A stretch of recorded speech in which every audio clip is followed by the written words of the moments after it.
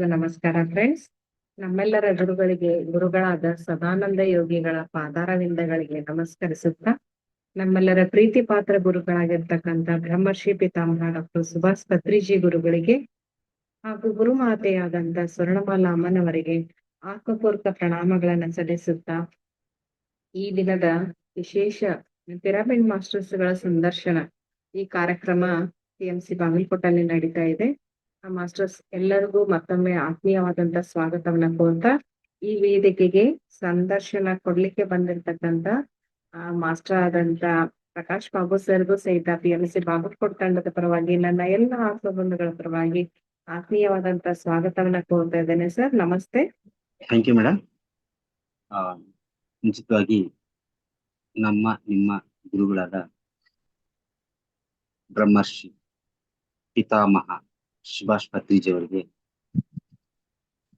ಹೃದಯಪೂರ್ವಕ ಧನ್ಯವಾದಗಳು ಮಾಸ್ಟರ್ಸ್. ಹಾಗೆ ನಮ್ಮೆಲ್ಲ ಕರ್ನಾಟಕ ಮಾಸ್ಟರ್ಸ್ಗೆ ಹಾಗೂ ವೀಕ್ಷಣೆ ಮಾಡ್ತಿರೋ ಎಲ್ಲ ಮಾಸ್ಟರ್ಸ್ಗೆ ಹೃದಯಪೂರ್ವಕ ನಮಸ್ಕಾರ. ಮಾಸ್ಟರ್ಸ್, ನನ್ನ ಹೆಸರು ಪ್ರಕಾಶ್ ಬಾಬು.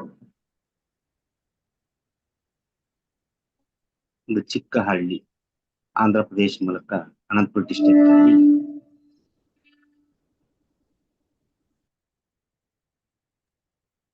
ಅನಂತಪುರ ಡಿಸ್ಟ್ರಿಕ್ಟ್ ಅಲ್ಲಿ ಒಂದು ಚಿಕ್ಕ ಹಳ್ಳಿಯಲ್ಲಿ ನಾನು ಜನ್ಮ ತಗೊಂಡಿದ್ದೀನಿ. ಸುಮಾರು ಒಂದು 3ನೇ ಕ್ಲಾಸ್ 4ನೇ ಕ್ಲಾಸ್ ಓದವಾಗ್ಲೇ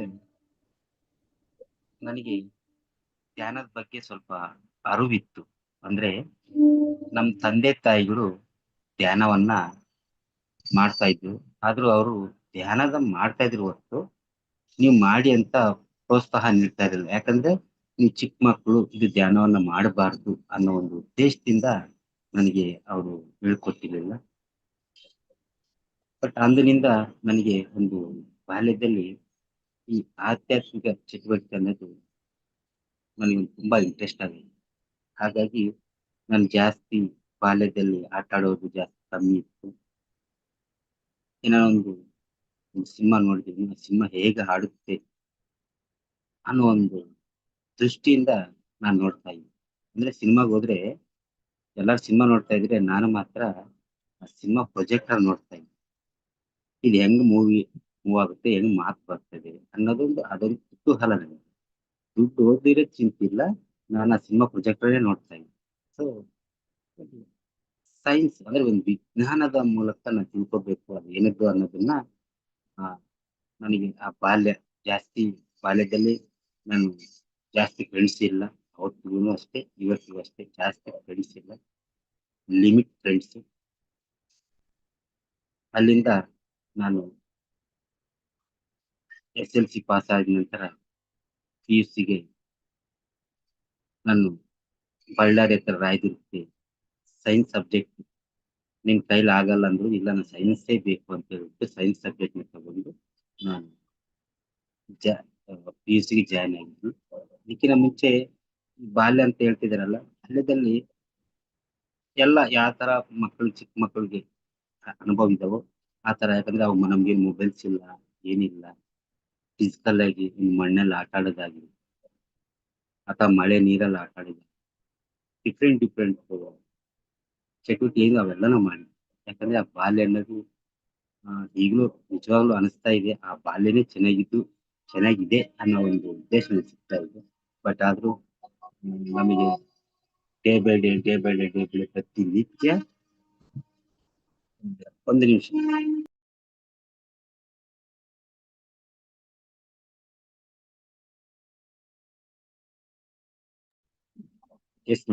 ಪ್ರತಿನಿತ್ಯ ನಮ್ಗೆ ಅನಿಸ್ತಾ ಇರುತ್ತೆ ಬಾಲ್ಯದಿಂದ ಚೆನ್ನಾಗಿರುತ್ತೆ ಅಂತ. ಬಟ್ ಆದ್ರೂ ನಾವು ಪ್ರಾಪಂಚಿಕವಾಗಿ ಏಜ್ ಆಗ್ತಾ ನಾವು ಹೋಗ್ತಾ ಇರ್ತೀವಿ.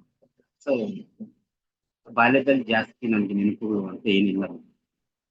ಯಾಕಂದ್ರೆ ಚಿಕ್ಕ ವಯಸ್ಸಿಂದ ಆಧ್ಯಾತ್ಮಿಕ ಬಂದಿರೋದ್ರಿಂದ ಒಂದು ಆಧ್ಯಾತ್ಮಿಕ ಎಕ್ಸ್ಪೀರಿಯನ್ಸ್ ಏನಿತ್ತು, ಒಂದು ಪ್ರಾಪಂಚಿಕ ಎಕ್ಸ್ಪೀರಿಯನ್ಸ್ ಜಾಸ್ತಿ ಇದೆ.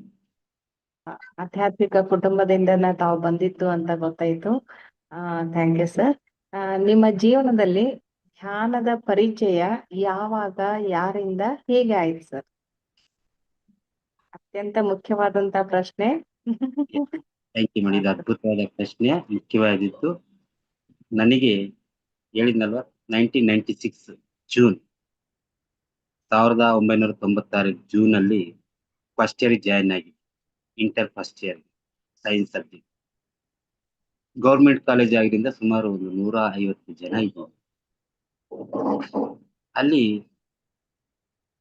ಪಿರಿಯಡ್ ಇಲ್ದಾಗ ಗಲಾಟೆ ಮಾಡೋದು ಸಹಜ. ಯಾಕಂದ್ರೆ PUC ಮಕ್ಕಳಂದ್ರೆ, ಇಂಟರ್ ಅಂದ್ರೆ ಸ್ವಲ್ಪ ವಯಸ್ಸು ಅಂದ್ರೆ ಏನು, ಟೀನೇಜ್. ಆ ಮೂಮೆಂಟ್ ಅಲ್ಲಿ ನಮ್ಮ ಲೆಕ್ಚರ್ ಒಬ್ರು ಗುರುದೇವ್ ಅಂತ ಹೇಳ್ಬಿಟ್ಟು ಇಂಗ್ಲಿಷ್ ಲೆಕ್ಚರ್, ಅವರು ನಾವು ಗಲಾಟೆ ಮಾಡೋದು ನೋಡ್ಬಿಟ್ಟು, ಇವತ್ತು ನಿಮ್ಗೊಂದು ವಿಷಯ ಹೇಳ್ತೀನಿ, ಅಲ್ಲಿಗೆಲ್ಲರೂ ಬರ್ರಿ ನಾಳೆ, ಅಂದ್ರೆ ಏನು ಸಂಡೇ, ಶನಿವಾರ ಕ್ಲಾಸ್ ತಗೊಂಡು ಹೇಳಿದ್ರು, ನಿಮ್ಗೆ ಒಂದು ಜ್ಞಾಪಕ ಶಕ್ತಿ ಅಥವಾ ಮೆಮರಿ ಪವರ್ ಎಲ್ಲ ಚೆನ್ನಾಗಾಗ್ಬೇಕು, ನಿಮ್ ಮೈಂಡ್ ಕಾನ್ಸಂಟ್ರೇಷನ್ ಚೆನ್ನಾಗಾಗ್ಬೇಕಂದ್ರೆ ಒಬ್ಬ ಗುರುಗಳು ಬರ್ತಾ ಇದಾರೆ, ಅವ್ರ ಧ್ಯಾನದ ಬಗ್ಗೆ ಹೇಳ್ತಾರೆ, ನೀವು ಸಂಡೇ ಇರೋದ್ರಿಂದ ರಜಾ, ನೀವು ಬನ್ನಿ ಅಂತ ಹೇಳಿ. ಅಂದ್ರೆ ಅವ್ರ ಹೆಸರು ಹೇಳಿಲ್ಲ, ಏನಿಲ್ಲ, ಜಸ್ಟ್ ಗುರುಗಳು ಬರ್ತಾರೆ, ಧ್ಯಾನ ಹೇಳ್ಕೊಡ್ತಾರೆ. ನನಗೆ ಅಲ್ಲಿ ಮೈಂಡಿಗೆ ಸ್ವಲ್ಪ ಸ್ಟ್ರೈಕ್ ಆಯ್ತು. ಅಂದ್ರೆ ಏನು, ಧ್ಯಾನ ಅಂತ ಹೇಳ್ತಿದಾರಲ್ಲ, ನಮ್ಮ ಮನೇಲಿ ನೋಡಿದ್ರೆ ಚಿಕ್ಕ ಮಕ್ಳು ಧ್ಯಾನ ಮಾಡಬಾರ್ದು ಅಂತ ಹೇಳಿದ್ರಲ್ವಾ. ಸೊ ಇಲ್ಲೇನು ಧ್ಯಾನ ಮಾಡಿ ಏನೋ ಜ್ಞಾಪಕ ಶಕ್ತಿ ಬರುತ್ತೆ, ಮೆಮರಿ ಪವರ್ ಇಂಪ್ರೂವ್ ಆಗುತ್ತೆ ಅನ್ನೋ ಒಂದು ಉದ್ದೇಶ ಹೇಳಿದ್ರಲ್ಲ. ಸೊ ಹಾಗಾಗಿ ನಾನು ಏನ್ ಮಾಡಿದೆ, ಸಂಡೇ ಆಗಿರೋದ್ರಿಂದ, ಆಕ್ಚುಲಿ ಸಂಡೇ ಕ್ರಿಕೆಟ್ ಆಡೋದಕ್ಕೆ ಪ್ರತಿಯೊಂದು ಚಟುವಟಿಕೆ, ಬಟ್ ಆದ್ರೂ ಎಲ್ಲರನ್ನು ಬಿಟ್ಟು, ಎಲ್ಲಾನು ಫ್ರೆಂಡ್ಸ್ ಸಿಗ್ತಾರಲ್ಲ, ಅಲ್ಲಿ ಮಾತಾಡ್ಬೋದಲ್ವಾ, ಮಾತಾಡ್ಕೊಂಡು ಕುತ್ಕೋಬೋದಲ್ಲ ಒಂದು ಕುತೂಹಲದಿಂದ ನಾನು ರಾಯದುರ್ಗದಲ್ಲಿ 1996 ಜೂನ್ ಅಲ್ಲಿ ಕಾಲೇಜಲ್ಲಿ ಹೋಗಿ ಅಲ್ಲಿ ಕೂತ್ಕೊಂಡಿದ್ದೀನಿ. ಅವಾಗ ಒಬ್ಬ ಪಿರಮಿಡ್ ಮಾಸ್ಟರ್, ಈಗ ನಮ್ಮ great master Rayadurga pyramid Ravichandra ಅವರು ಇನ್ವೈಟ್ ಮಾಡಿದ್ದಾರೆ, ಬನ್ನಿ ಕೂತ್ಕೊಳ್ಳಿ. ಕೂತ್ಕೊಂಡ ತಕ್ಷಣ ಇನ್ನೂ ಒಂದು 5 ಮಿನಿಟ್ಸ್ 10 ಮಿನಿಟ್ಸ್ ಕ್ಲಾಸ್ ಸ್ಟಾರ್ಟ್ ಆಗಬೇಕು, ಇನ್ನ ಗುರುಜಿ ಬಂದಿಲ್ಲ. ಸುತ್ತಮುತ್ತ ನೋಡ್ತೀನಿ, ಯಾರು ನನ್ನ ಫ್ರೆಂಡ್ಸ್ ಕಾಣಿಸಿಲ್ಲ, ಯಾರು ಕಾಣಿಸಿಲ್ಲ. ಯಾಕಂದ್ರೆ ಲೆಕ್ಚರ್ ಹೇಳಿದಾರಲ್ಲ, ಎಲ್ಲರೂ ಬರ್ತಾರೆ, ಅಟ್ಲೀಸ್ಟ್ ಒಂದು 105 ಜನ, ಒಂದು 50 ಜನ ಬರ್ತಾರೆ ಅಂತ ನನ್ ಥಾಟ್. ಬಟ್ ನೋಡಿದ್ರೆ ಅಲ್ಲಿ ಒಬ್ಬನೇ ಇದ್ದೀನಿ, ಸ್ವಲ್ಪ ಭಯನೂ ಉಂಟಾಯ್ತು. ಸುತ್ತಮುತ್ತ ಆ ಕಡೆ ಈ ಕಡೆ ನೋಡ್ತೀನಿ, ಎಲ್ಲಾ ಸೀನಿಯರ್ ಸಿಟಿಜನ್ಸ್ ಇದ್ದಾರೆ. ಎದ್ದ ಟ್ರೈ ಮಾಡ್ತಾ ಇದ್ದೀನಿ ಇಲ್ಲಿಂದ ಎಸ್ಕೇಪ್ ಆಗೋಣ ಅಂತ ಹೇಳಿ, ಬಟ್ ಆದ್ರೂ ಭಯ, ಅವ್ರೇನೋ ಬೈತಾರೇನು, ಯಾಕಂದ್ರೆ ಎಲ್ಲ ದೊಡ್ಡವರು ಅವರು, ಹೇಗಪ್ಪ ಎದ್ದಾಳದು ಅನ್ನೋದೊಂದು. ಎದ್ದಾಳಕ್ಕೆ ಟ್ರೈ ಮಾಡ್ತಾ ಇದೀನಿ, ದಾರಿ ಕಡೆನೆ ನೋಡ್ತಾ ಇದ್ದೀನಿ, ಅಂದ್ರೆ ಏನು, ಹೋಗಕ್ಕೆ ಹೆಂಗ್ ಪ್ಲಾನ್ ಮಾಡ್ಬೇಕು ಔಟ್ ಸೈಡ್ ಅಂತ, ಅವಕಾಶ ಸಿಕ್ಕಿಲ್ಲ. ಅಂದ್ರೆ ಭಯ, ಇನ್ನರ್ ಭಯ, ನೀವು ದೊಡ್ಡವರೆಲ್ಲ ಕುತ್ಕೊಂಡಿದ್ರೆ ಹೇಗೆ ನಾನು ಇಲ್ಲಿ ಆಚೆ ಹೋಗ್ಬೇಕಂತ.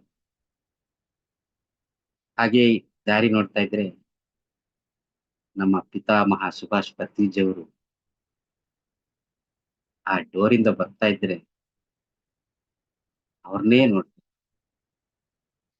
ನಾವು ಧ್ಯಾನಾದಿ ಏನು ಗೊತ್ತಿಲ್ಲ, ಅವ್ರು ನೋಡ್ತಾ ಇದ್ರೆ ಏನೋ ಒಂದು ಪರಿಚಯ, ಎಲ್ಲೋ ಒಂದು ಮಾತಾಡಿಸ್ತಾ ಇದ್ವಿ, ಅಂದ್ರೆ ಏನೋ ಒಂದು ಅಭಿನವ ಸಂಬಂಧ ಇದೆ ಅನ್ನೋ ಒಂದು ಸಂತೋಷನ ಉಂಟು ಮಾಡ್ತಾ ಅವ್ರ ಮುಖ ನೋಡಿದ ತಕ್ಷಣ.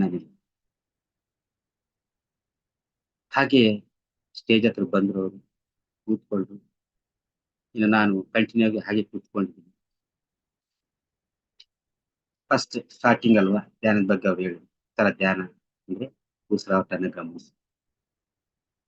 ಗಮನಿಸ್ತಾ ಯಾವುದೇ ಮಂತ್ರ ಹೇಳ್ಬಾರ್ದು, ಯಾವುದೇ ಜಪ ಮಾಡಬಾರ್ದು, ಕೇವಲ ಉಸಿರಾಟವನ್ನೇ ಗಮನಿಸಿ, ಒಂದ್ 10 ನಿಮಿಷ ಧ್ಯಾನ ಮಾಡೋಣ.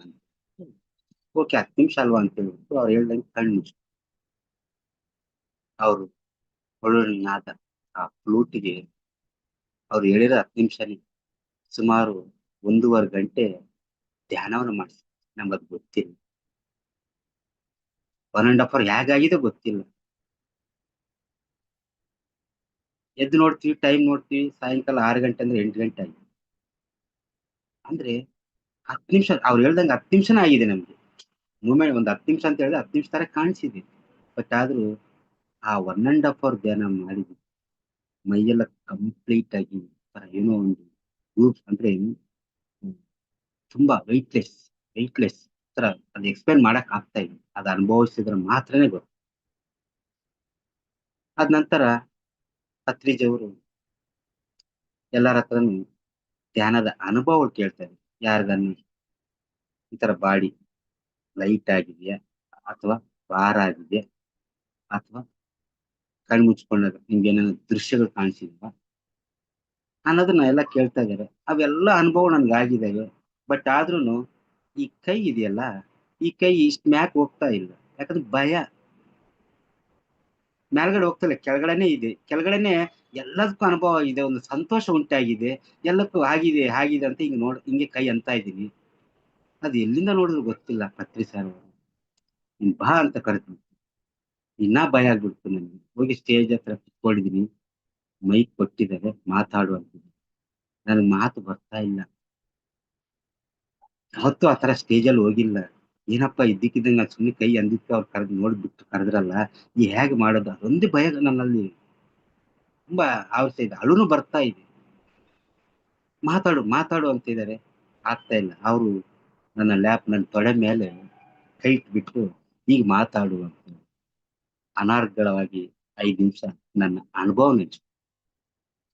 ಆತರ ಹಂಚ್ಕೊಂಡಾಗ ಅವರು ಇವತ್ತಿಂದ ನೀವು ಧ್ಯಾನವನ್ನು ಮಾಡಿ, ನಾವು ಅಲ್ಲಿ ಅವ್ರು ಇದಾರಲ್ಲ, ಅವ್ರ ಹತ್ರ ಬುಕ್ಸ್ ಎಲ್ಲ ಇರ್ತಾವೆ, ಓದ್ಕೊಟ್ಟು ಧ್ಯಾನ ಮಾಡಿ ಅಂತ. ಸೊ ನಿಜವಾಗ್ಲು ಅಂದ್ರೆ ನನ್ನ ನನ್ನ ಆತ್ಮಕ್ಕೆ ಇವತ್ತು ಈ PSSM ಅಲ್ಲಿ ಪತ್ರಿಜಿಗೆ ನಾನು ಹೃದಯಪೂರ್ವಕವಾಗಿ ಥ್ಯಾಂಕ್ಸ್ ಹೇಳ್ತೀನಿ. ಯಾಕಂದ್ರೆ ಮೊದಲನೇ ಬಾರಿಗೆ ಒಂದು ಧ್ಯಾನವನ್ನು ಹೇಳ್ಕೊಟ್ಟಿದ್ದು ನಮ್ಮ ಪಿತಾಮಹ ಸುಭಾಷ್ ಪತ್ರಿಜಿ. ಸೊ ಅವರಿಂದ ಇವತ್ತು ಸಾಕಷ್ಟು ಕೆಲಸ ಮಾಡಕ್ಕೆ ನನಗೆ ಒಂದು ಅವಕಾಶ ಸಿಕ್ತು. ಸೊ ನನ್ನ ಮೊದಲನೇ ಧ್ಯಾನ ಅವತ್ತಿಂದ ಶುರುವಾಯಿತು. ನೆಕ್ಸ್ಟ್ ಪಿರಮಿಡ್ ಸೆಂಟರ್ಗೆ ಬಂದಿದ್ದು. ಅಲ್ಲೇ ಸೆಂಟರ್ ಅಂದ್ರೆ ಪಿರಮಿಡ್ ಒಂದು ರೂಮ್ ಹಾಲ್ ಅಲ್ಲಿ ಸುಮಾರು ಒಂದು 50 ಜನ ಕುತ್ಕೊಂಡು ಹಾಲ್ ಅವಾಗ ರೆಡಿ ಮಾಡಿದ್ವಿ. ಅಲ್ಲಿ ಹೋಗಿ ಡೈಲಿ ನನ್ನ ಕಾಲೇಜಿಂದ ಹೋಗ್ಬಿಡೋದು, ಅಲ್ಲಿ ಧ್ಯಾನ ಮಾಡ್ಕೊಂಡು ರೂಮ್ಗೆ ಹೋಗೋದು, ಅಷ್ಟೇ ನನ್ನ ಡ್ಯೂಟಿ ಆಗಿದೆ. ಇದು ನನಗೆ ಈ ಧ್ಯಾನ ಈ ತರ ಸಿಕ್ತಿತ್ತು.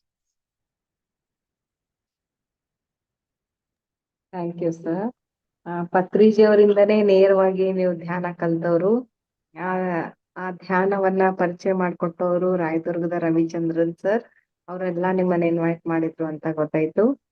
ನೋಡ್ರಿ ಎಷ್ಟು ಜನ ನೀವು 100ರಿಂದ 150 ವಿದ್ಯಾರ್ಥಿಗಳಿದ್ರು ಸಹಿತ ನೀವು ಒಬ್ರೇ ಅಲ್ಲಿ ಹೋಗಿದ್ದು ಅಂತಂದ್ರೆ ನಿಮ್ದು ಸೋಲ್ ಪ್ಲಾನ್ ಆ ರೀತಿಯಾಗಿದ್ದು, ಧ್ಯಾನವನ್ನ ಕಲಿತು ಧ್ಯಾನ ಸೇವೆಯನ್ನ ಮಾಡ್ಬೇಕು ಅಂತ ಅನ್ನೋದೇ ಆ ಉದ್ದೇಶದಿಂದ ಮಾತ್ರ ಅಂತಹ ಏರ್ ಸೋಲ್ಸ್ ಗಳು ನಮ್ಮನ್ನ ಭೇಟಿ ಆಗ್ತಾವ ಅಂತ ಮತ್ತೊಮ್ಮೆ ನಿಜ ಆಯ್ತು ಸರ್. ನಿಜವಾಗ್ಲು ಪಿರಮಿಡ್ ನನಗೆ ಶಕ್ತಿಯ ಬಗ್ಗೆ ಹೇಳಿ ಸರ್.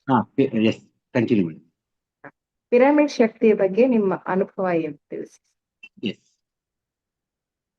ಈ ಪಿರಮಿಡ್ ಅನ್ನೋದು, ಪಿರಮಿಡ್ ಧ್ಯಾನ ಅಂದ್ರೆ ಧ್ಯಾನ ಮಾಡ್ತಾ ಇದೀವಿ. ವಾಟ್ ಈಸ್ ಪಿರಮಿಡ್ ಅನ್ನೋದು ಅವಾಗೇನು ಅಷ್ಟು ಅವಗಾಹನೆ ಇಲ್ಲ ನನಗೆ. ಆ ಅವಗಾಹನೆ ಇಲ್ಲದ ಟೈಮಲ್ಲಿ ಏನು ಪಿರಮಿಡ್, ಈ ತರ ನೆಟ್ವರ್ಕ್ ನಮ್ಗೆ ಮೊಬೈಲ್ಸ್ ಆಗಿರ್ಬೋದು, ಇಂಟರ್ನೆಟ್ ಆಗಿರ್ಬೋದು, ಆ ತರ ಏನು ಕಾನ್ಸೆಪ್ಟ್ ಗೊತ್ತಿಲ್ಲ ನಮ್ಗೆ. ಒಂದು ಫಿಸಿಕಲ್ ಕಾಪಿ ಏನಾನಿದ್ರೆ ಅದನ್ನ ಓದ್ಕೊಂಡು ಮಾಡೋ ಸಿಚುವೇಶನ್ ಅಲ್ಲಿ, ಹಾಗೆ ಅದೇ ತಿಂಗಳಲ್ಲಿ, ಅದೇ ಜೂನ್ ಮಂತ್ ಅಲ್ಲಿ ನಮ್ಮ ಊರಿಂದ ರಾಯದುರ್ಗದಿಂದ ಒಂದು 60-70 ಕಿಲೋಮೀಟರ್ ಇರುತ್ತೆ ಉರುಕೊಂಡ ಅಂತ. ಉರುಕೊಂಡಲ್ಲಿ ಪತ್ರಿ ಸರ್ ಬರ್ತಾರೆ, ಅಲ್ಲಿ ಎಲ್ಲರೂ ಹೋಗೋಣ ಅಂತ ಹೇಳ್ಬಿಟ್ಟು ಹೇಳಿದ್ರು. ರವಣ್ಣ ಎಲ್ಲರೂ ಹೋಗೋಣ ಅಂದ್ರೆ ಬಸ್ಸಲ್ಲಿ ನಾವು ಹೊರಟಿವಿ. ಅಲ್ಲಿ ಹೋದ್ಮೇಲೆ ಅದು ನೋಡಿದ ತಕ್ಷಣ ಏನೋ ಒಂದು ಪಿರಮಿಡ್, ಏನಿದು ಪಿರಮಿಡ್ ಅಂತ ಹೇಳ್ಬಿಟ್ಟು ಒಳಗಡೆ ಕುತ್ಕೊಂಡ್ವಿ. ಒಳಗಡೆ ಕುತ್ಕೊಂಡ ತಕ್ಷಣ ಸೇಮ್ ಧ್ಯಾನನ ಮಾಡಿದಾಗ ಒಂಥರ ಏನೋ ಅದರಲ್ಲೂ ಒಂಥರ ಡಿಫ್ರೆಂಟ್ ಆದ ಅನುಭವ ಸಿಕ್ತು. ಹೊರಗಡೆಕ್ಕೂ ಇಲ್ಲಿಗೆ ಏನ್ ಡಿಫ್ರೆನ್ಸ್ ಇದೆ ಅನ್ನೋದು ಒಂದನ್ನ ಅಬ್ಸರ್ವ್ ಮಾಡ್ಕೊಂಡು ನಮ್ಗೆ ಅಲ್ಲಿ, ನನಗೆ ಪತ್ರಿ ಸಾರು ಮೊದಲನೇ ಗುರು ಆದ್ರೆ, ಎರಡನೇ ಗುರು the great great great master Venkatesh sir, ಬ್ರಹ್ಮರ್ಷಿ ವೆಂಕಟೇಶ್ ಸರ್ ಅವರು. ಅವ್ರ ಜೀವಂತ ಇಲ್ಲ, ಕೋವಿಡ್ ಮೂಮೆಂಟ್ ಅಲ್ಲಿ ಅವರು ಹೈಯರ್ ವರ್ಡ್ಸ್ಗೆ ರೀಚ್ ಆದ್ರು. ನಮಗೆ ಪತ್ರಿ ಸಾರ್ಗಿಂತ ಜಾಸ್ತಿ ನಮ್ಗೆ ಮೋಟಿವೇಟ್ ಮಾಡಿದ್ದು ಅಂದ್ರೆ ಬ್ರಹ್ಮರ್ಷಿ ವೆಂಕಟೇಶ್ ಸರ್ ಅವರು. ಅವ್ರಿಗೆ ಅವತ್ತೇ ನಾನು ಧ್ಯಾನದಲ್ಲಿ ಕುತ್ಕೊಂಡು ಧ್ಯಾನ ಎಲ್ಲ ಮಾಡಿದಾಗ, ಸರ್ ನಾನು ಪಿರಮಿಡ್ ಬಗ್ಗೆ ಇನ್ನೂ ಜಾಸ್ತಿ ತಿಳ್ಕೊಬೇಕು, ನಾನು ವಾರ ವಾರ ಬರ್ಬೋದು ಇಲ್ಲಿಗೆ ಅಂದ್ರೆ 24 hours ಯಾವಾಗಾದ್ರೂ ವೆಲ್ಕಮ್ ಅಂತ ಹೇಳ್ಬಿಟ್ಟು ಅವ್ರಿಗೆ ಏನಂದ್ರೆ ಯಾರು ಅನುಭವ ಹೇಳ್ತಾರೋ ಅವ್ರಿಗಂತೂ ತುಂಬಾ ಖುಷಿ. ಯಾಕಂದ್ರೆ ಅವ್ರ ಮಕ್ಕಳೊಂದು ಅನುಭವದಿಂದ, ಚಿಕ್ಕ ಮಕ್ಕಳು ಅವರ ಅನುಭವದಿಂದ, ಆ ಮಕ್ಕಳ ಅನುಭವದಿಂದ ಪಿರಮಿಡ್ ನ ಮನೇಲಿರೋ ಬಂಗಾರವನ್ನು ಮಾರಿ ಪಿರಮಿಡ್ ಕಟ್ಟಿಸ್ತ. ಆ ಕಾಲಕ್ಕೆ ಪಿರಮಿಡ್ ಕಟ್ಟಿ ಜಸ್ಟ್ ಅವ್ರ ಏನ್ ಎಕ್ಸ್ಪೀರಿಯನ್ಸ್ ಆಗಿಲ್ಲ, ಕೇವಲ ಅವ್ರ ಮೂವರು ಮಕ್ಕಳ ಒಂದು ಎಕ್ಸ್ಪೀರಿಯನ್ಸ್ ಇಂದ ಅವ್ರು ಪಿರಮಿಡ್ ಕಟ್ಟಿ. ಸೊ ಅಂತ ವೆಂಕಟೇಶ್ ಸರ್ ಅವ್ರ ಜೊತೆಲೆ ನಮ್ಗೆ ಒಂದು ಅಭಿನವ ಸಂಬಂಧ ಆಯ್ತು. ಅಲ್ಲಿ ಪಿರಮಿಡ್ ಬಗ್ಗೆ ಅಲ್ಲಿ ಸಾಕಷ್ಟು ಕೆಲವು ಬುಕ್ಸ್ ಇದ್ವು. ಆ ಬುಕ್ಸ್ ಓದ್ತಾ ವಾಟ್ ಈಸ್ ಪಿರಮಿಡ್, ಇದರಿಂದ ಯಾವ ತರ ಎನರ್ಜಿ ಸಂಗ್ರಹಣೆ ಆಗುತ್ತೆ, ಏನ್ ನಮ್ಮದು ನಾವು ಒಂದು ಅವಾಗಲೇ ಆ ಚಿಕ್ಕ ಚಿಕ್ಕ ಒಂದು ಪ್ಲಾಸ್ಟಿಕ್ ಕವರ್, ಪ್ಲಾಸ್ಟಿಕ್ ಎಲ್ಲ ಬರ್ತಾವಲ್ಲ, ಮತ್ತೆ ಈ ಎಣ್ಣೆ ಪ್ಯಾಕೆಟ್ ಕವರ್ಸ್ ಎಲ್ಲ ಬರ್ತಾವೆ, ಇದನ್ನೆಲ್ಲ ತಗೊಂಡು ಮೆಜರ್ಮೆಂಟ್ ಮಾಡ್ಕೊಂಡು ಮನೇಲೆ ನಾವು ತಯಾರು ಮಾಡ್ಕೊಂಡು ರಿಸರ್ಚ್ ಮಾಡ್ತಾ ಇದ್ವಿ.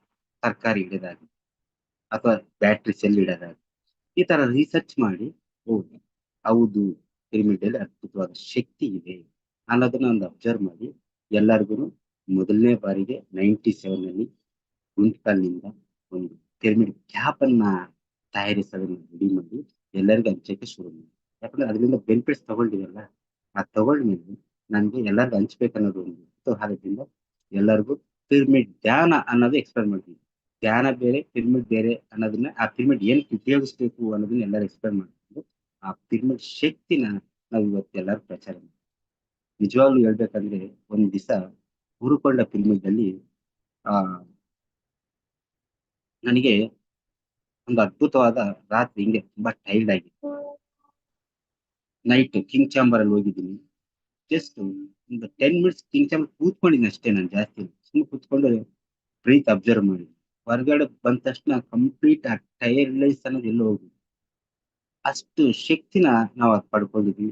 ಸೊ ನಮ್ಗೆ ಒಂದು ಪಿರಮಿಡ್ ಅನ್ನೋದು ಅವತ್ತಿಗೆ ನಮ್ಗೆ, ಯಾಕಂದ್ರೆ ಕರ್ನೂಲ್ ಹೋಗಿ ಅಷ್ಟು ಲಾಂಗ್.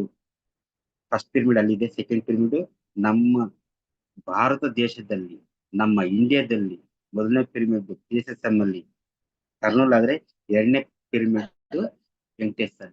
ನಮ್ಗೆ ಕರ್ನೂಲ್ ಹೋಗ್ಬೋದಾಗಿತ್ತು, ಹೋಗ್ಬೋದು, ಬಟ್ ಅಲ್ಲಿ ನಮ್ಗೆ ಉಳ್ಕೊಳ್ಳೋ ವ್ಯವಸ್ಥೆ ಆಗಿರ್ಬೋದು, ಊಟ ಆಗಿರ್ಬೋದು ಇರ್ಲಿಲ್ಲ.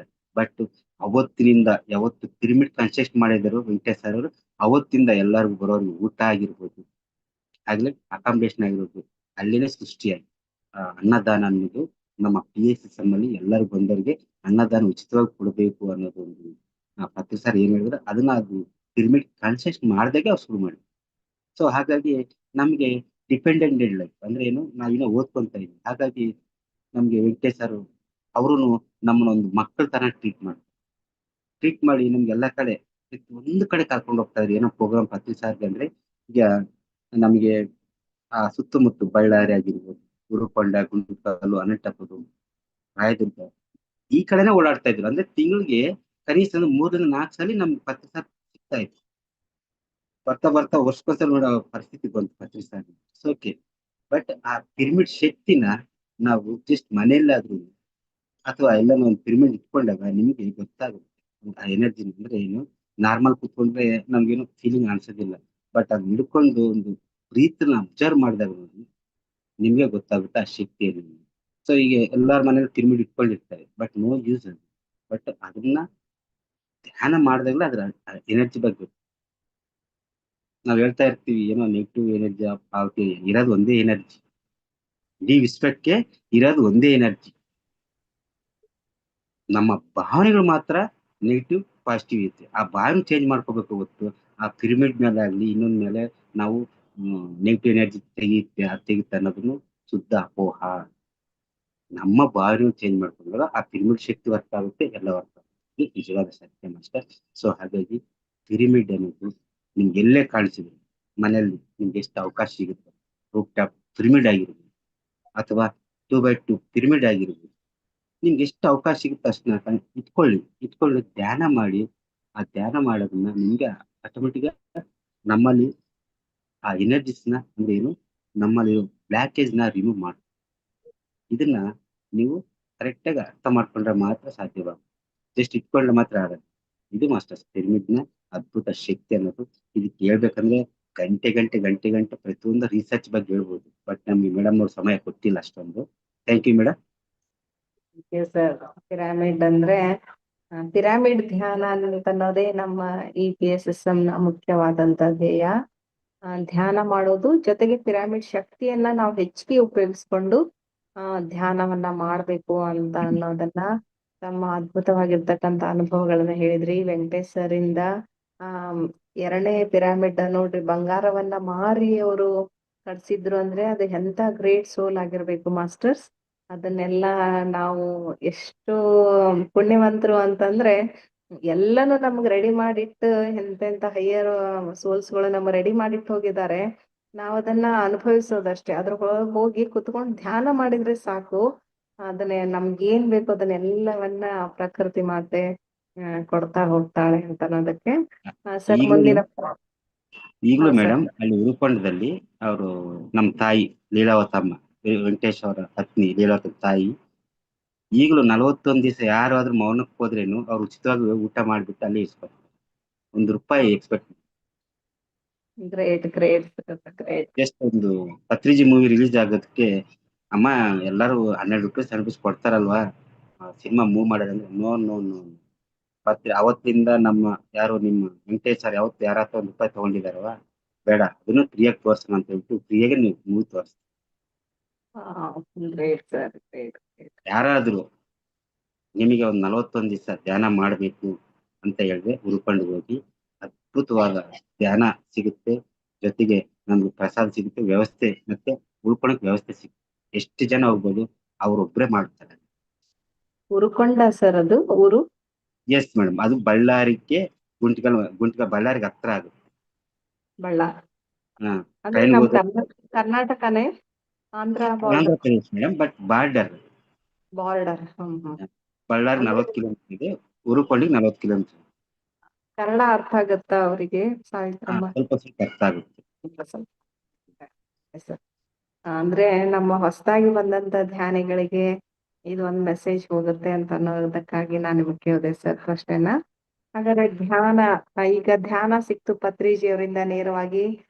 ಪಿರಾಮಿಡ್ ಧ್ಯಾನವನ್ನ ತಾವು ಮಾಡ್ತಾ ಹೋಗ್ರಿ ವೆಂಕಟೇಶ್ ಸರ್ ಮತ್ತೆ ಸಾವಿತ್ರಮ್ಮ ತಂದೆ ತಾಯಿಗಳ ಇದ್ರಿಂದ.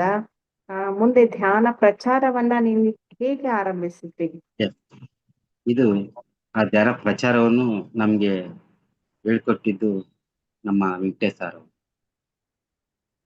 ನಮ್ಗೆ ಹಾಲಿಡೇಸ್, ಈಗ ನಮ್ಗೆ ಸಂಕ್ರಾಂತಿ ಬಂದು ಒಂದು 10 ದಿವಸ ಹಾಲಿಡೇಸ್ ಬರೋದು, ದಸರಾ ಬಂದು ಒಂದು 10 ದಿವಸ ಹಾಲಿಡೇಸ್ ಬರೋದು.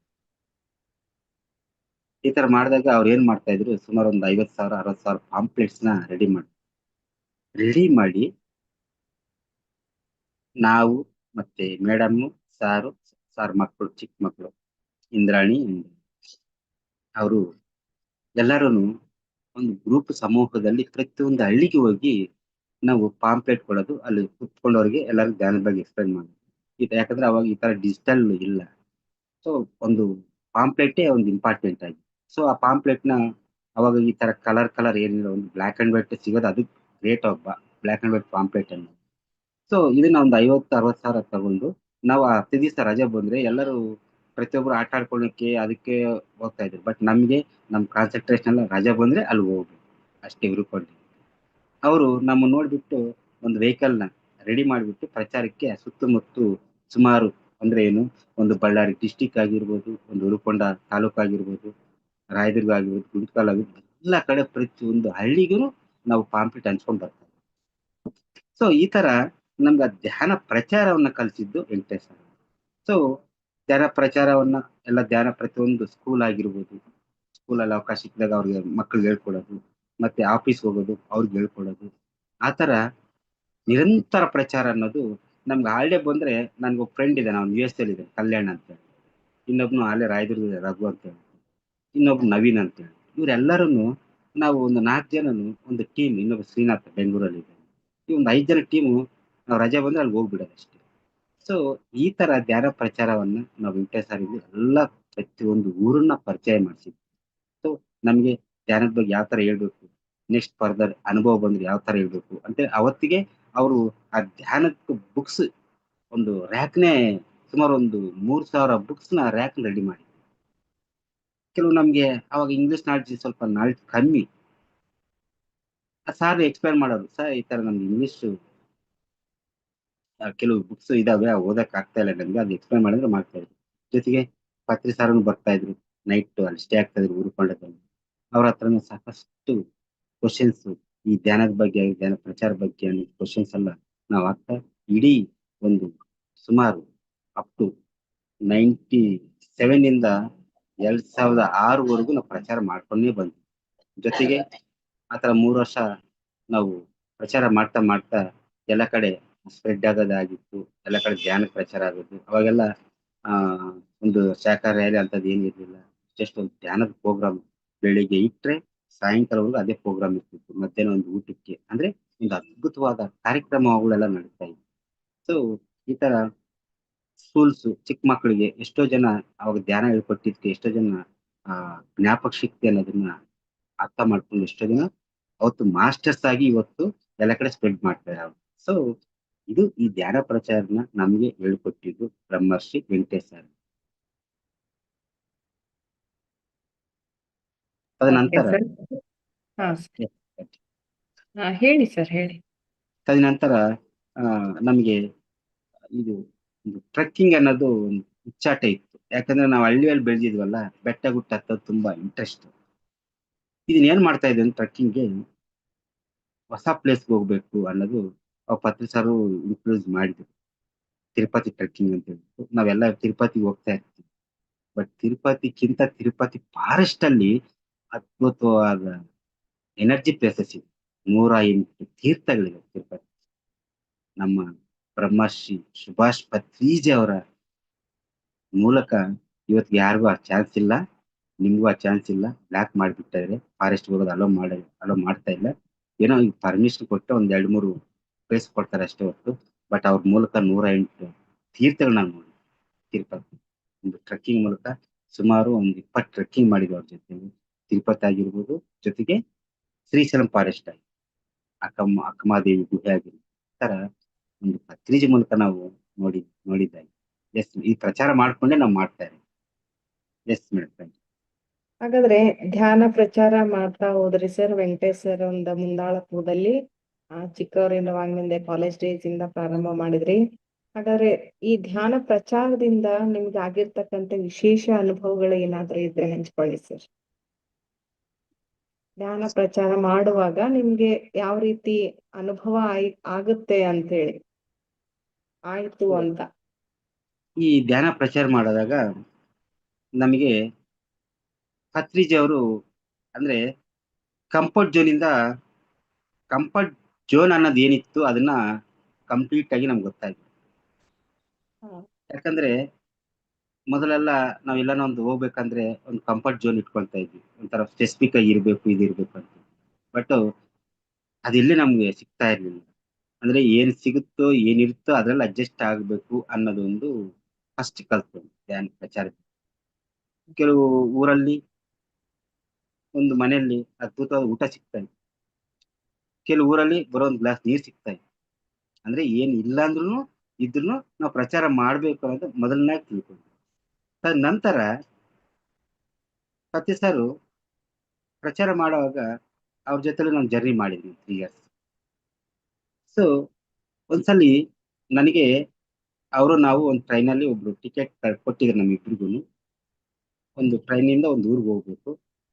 ಆ ಊರಲ್ಲಿ ಇಳ್ಕೊಂಡ್ಮೇಲೆ ಮತ್ತೆ ಆ ಮನೆಗೆ ಹೋಗ್ಬಿಟ್ಟು ಅಲ್ಲಿ ನಾವು ಊಟ ಮಾಡ್ಬೇಕು, ಇದು ಕಾನ್ಸೆಪ್ಟ್. ಬಟ್ ನನಗೆ ತುಂಬಾ ಹಸಿವಾಗಿದೆ. ಪತ್ರಿ ಸಾರದು ಒಂದು ಬ್ಯಾಗ್, 2 ಜೊತೆ ಬಟ್ಟೆ, ಫ್ರೂಟ್, ನನ್ನದೊಂದು ಬ್ಯಾಗ್, ನಂದೊಂದು 2 ಜೊತೆ. ನಾನು ಅಲ್ಲಿ ಒಬ್ಬ ಟ್ರೈನ್ ಹೋಗ್ಬೇಕು. ಬಟ್ ಆ ಟ್ರೈನ್ ಹೋಗ್ಬೇಕಿನ್ನ 2 hours ಟೈಮ್ ಇತ್ತು. ಅಲ್ಲಿ ಕೂತ್ಕೊಂಡಿದ್ವಿ ನೈಟ್ 9 ಗಂಟೆ ಟೈಮ್. ಅಲ್ಲಿ ಕೂತ್ಕೊಂಡಾಗ ಒಂಥರ ಚಳಿ. ನನ್ನ ಹತ್ರ ಏನು ಇದಿಲ್ಲ, ಏನು ಬೆಡ್ಶೀಟ್ ಅಂತದೇನಿಲ್ಲ. ಪ್ರತಿ ಸಲ ಒಂದು ಸ್ಯಾಲ್ವ ಇತ್ತು. ನಾನು ಒಂದು ಪ್ಲಾಟ್ಫಾರ್ಮ್ ಅಲ್ಲಿ ಹಿಂಗ್ ಮಲಗಿದ್ದೀನಿ.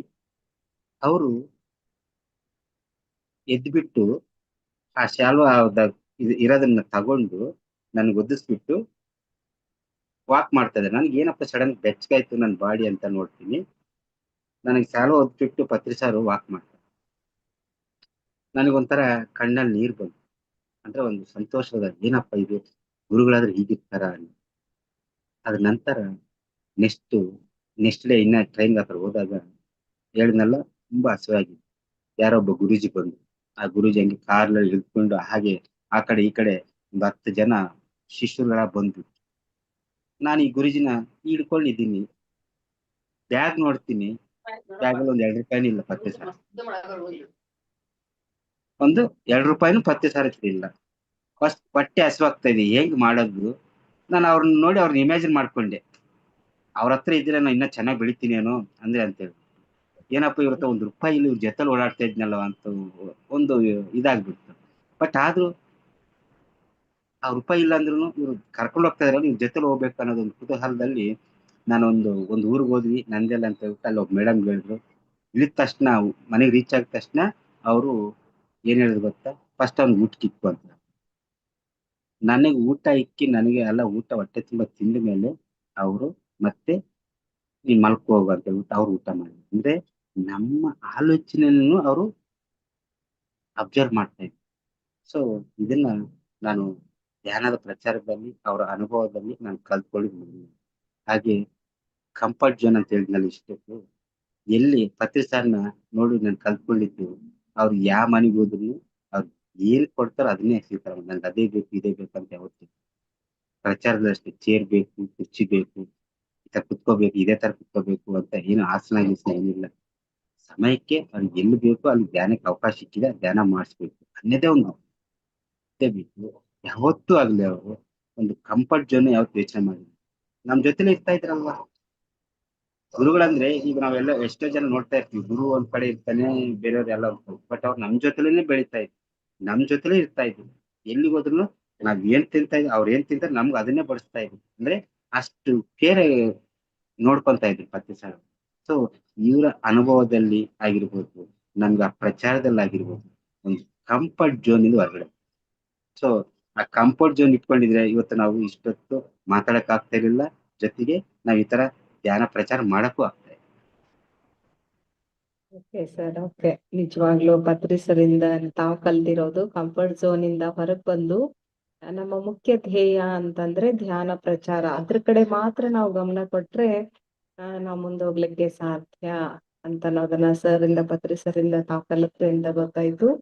ಹಾಗಾದ್ರೆ ಈಗ ಸರ್ ಧ್ಯಾನ ಪ್ರಚಾರದ ನೀವು ಮಾಡ್ತಾ ಹೋದ್ರಿ, ಕೆಲವೊಂದಿಷ್ಟು ಏನಾದ್ರೂ ಅವಮಾನಗಳಿದ್ರೆ ಮುಕ್ತವಾಗಿ ಹಂಚ್ಕೊಳ್ಳಿ ಸರ್. ಧ್ಯಾನ ಆ ಪ್ರಚಾರ ಮಾಡ್ಬೇಕಂದಾಗ ಆದಂತ ಅವಮಾನಗಳು. ಇದು ಸಾಕಷ್ಟು ಈ 30 ವರ್ಷ ಜರ್ನಿದಲ್ಲಿ ಇವತ್ತಿಗೂ ಅವಮಾನಗಳು, ಆಸ್ ಆಫ್ ನಾವು, as of day, as of time ಅವಮಾನಗಳು. ಯಾಕಂದ್ರೆ ಸತ್ಯ ಯಾವತ್ತು ಎಂಟಾಗಿರುತ್ತೆ, ಕಠಿಣವಾಗಿರುತ್ತೆ. ಅಸತ್ಯ ಅನ್ನೋದು ನಗುನಗುತ್ತಾ ಇರುತ್ತೆ. ಅಸತ್ಯ ನಗುನಗುತ್ತಾ ಇರ್ತದೆ, ನಾವು ಹೋಗಿದ್ವಿ ಅನ್ಕೋ ಯಾವತ್ತೋ ಇದು ನಾವು ಫೇಲ್ಯೂರ್ ಆಗೋದು ಗ್ಯಾರಂಟಿ. ನಾವು ಯಾವತ್ತು ಸತ್ಯನ ಹಿಡ್ಕೊಂತೀವೋ ಸಾಕಷ್ಟು ಮನೇಲೂ ನನಗೆ ಪ್ರಾಬ್ಲಮ್ಸ್, ನಮ್ಮ ತಂದೆ ತಾಯಿ ಪ್ರಾಬ್ಲಮ್ ಮಾಡಿದ್ರು. ಆ ಏನು ಧ್ಯಾನ ಧ್ಯಾನ ಅಂತ ಹೊರಗಡೆ ಹೋಗ್ತೀಯಾ, ಯಾವಾಗ ಓದ್ತೀಯ, ಏನ್ ಮಾಡ್ತೀಯ, ಬಟ್ ನಿಮ್ಗೆ ಅಲ್ಟಿಮೇಟ್ ರಿಸಲ್ಟ್ ಬೇಕಲ್ವಾ, ಅಷ್ಟೇ. ಬೇರೆ ಏನು ನಾನು ಕೇಳಬಾರ್ದು ಅಂತ ಹೇಳಿದಾಗ ಅವರು first year second year pass ಆದ್ಮೇಲೆ ಅವ್ರಿಗೊಂದು ಕಾನ್ಫಿಡೆಂಟ್ ಬಂತು. ಆದ್ಮೇಲೆ ಬಿಡು ಅವ್ರು ಓದ್ಕೊಂತಾರಲ್ಲ ಅನ್ನೋದು ಅವ್ರಿಗೊಂದು ಫ್ರೀಡಮ್, ಅಂದ್ರೆ ನನಗೊಂದು ಫ್ರೀಡಮ್ ಕೊಟ್ಟು. ಸೊ ಆದ್ರೂ ಸಮಾಜ ಸುಮ್ಮನೆ ಇರುತ್ತಾ?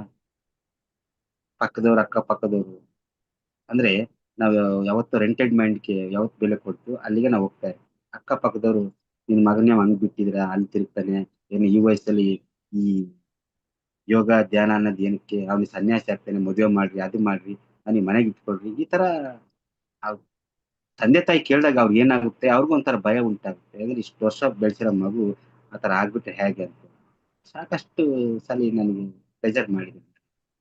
ಸೊ ಆತರ ಮಾಡಿದ್ರು ನಾನು ಏನು ಕೇರ್ ಮಾಡಿಲ್ಲ. ಆತರ ಮಾಡ್ತಾ ಇದು ನಾವು ಧ್ಯಾನ ಪ್ರಚಾರಕ್ಕೆ ಹೋದಾಗ ಎಷ್ಟೋ ಸಾಕಷ್ಟು ಅಡಲ್ಟ್ಸ್ ಅಂದ್ರೆ ಕ್ವಶನ್ಸ್, ಅಂದ್ರೆ ಏನು ಬರುತ್ತೆ ನಿಮ್ಗೆ, ಇದರಿಂದ ಎಷ್ಟು ದುಡ್ಡು ಬರುತ್ತೆ, ದುಡ್ಡು ಬರ್ದನೆ ನೀವು ಇದರ ಪ್ರಚಾರ ಮಾಡ್ತೀರಾ ಅಂತ ಸುಮ್ನೆ ಆದಂಗ್ ಮಾಡ್ತಾರೆ, ನಮ್ಗೆ ಸುಮ್ನೆ ಮಾಡಕ್ ನಿಮ್ಗೆ ಹುಚ್ಚ, ಈ ತರ ಎಷ್ಟೋ ಕ್ವಶನ್ಸ್ ರೈಸ್ ಮಾಡ್ತಾ ಇದ್ರು.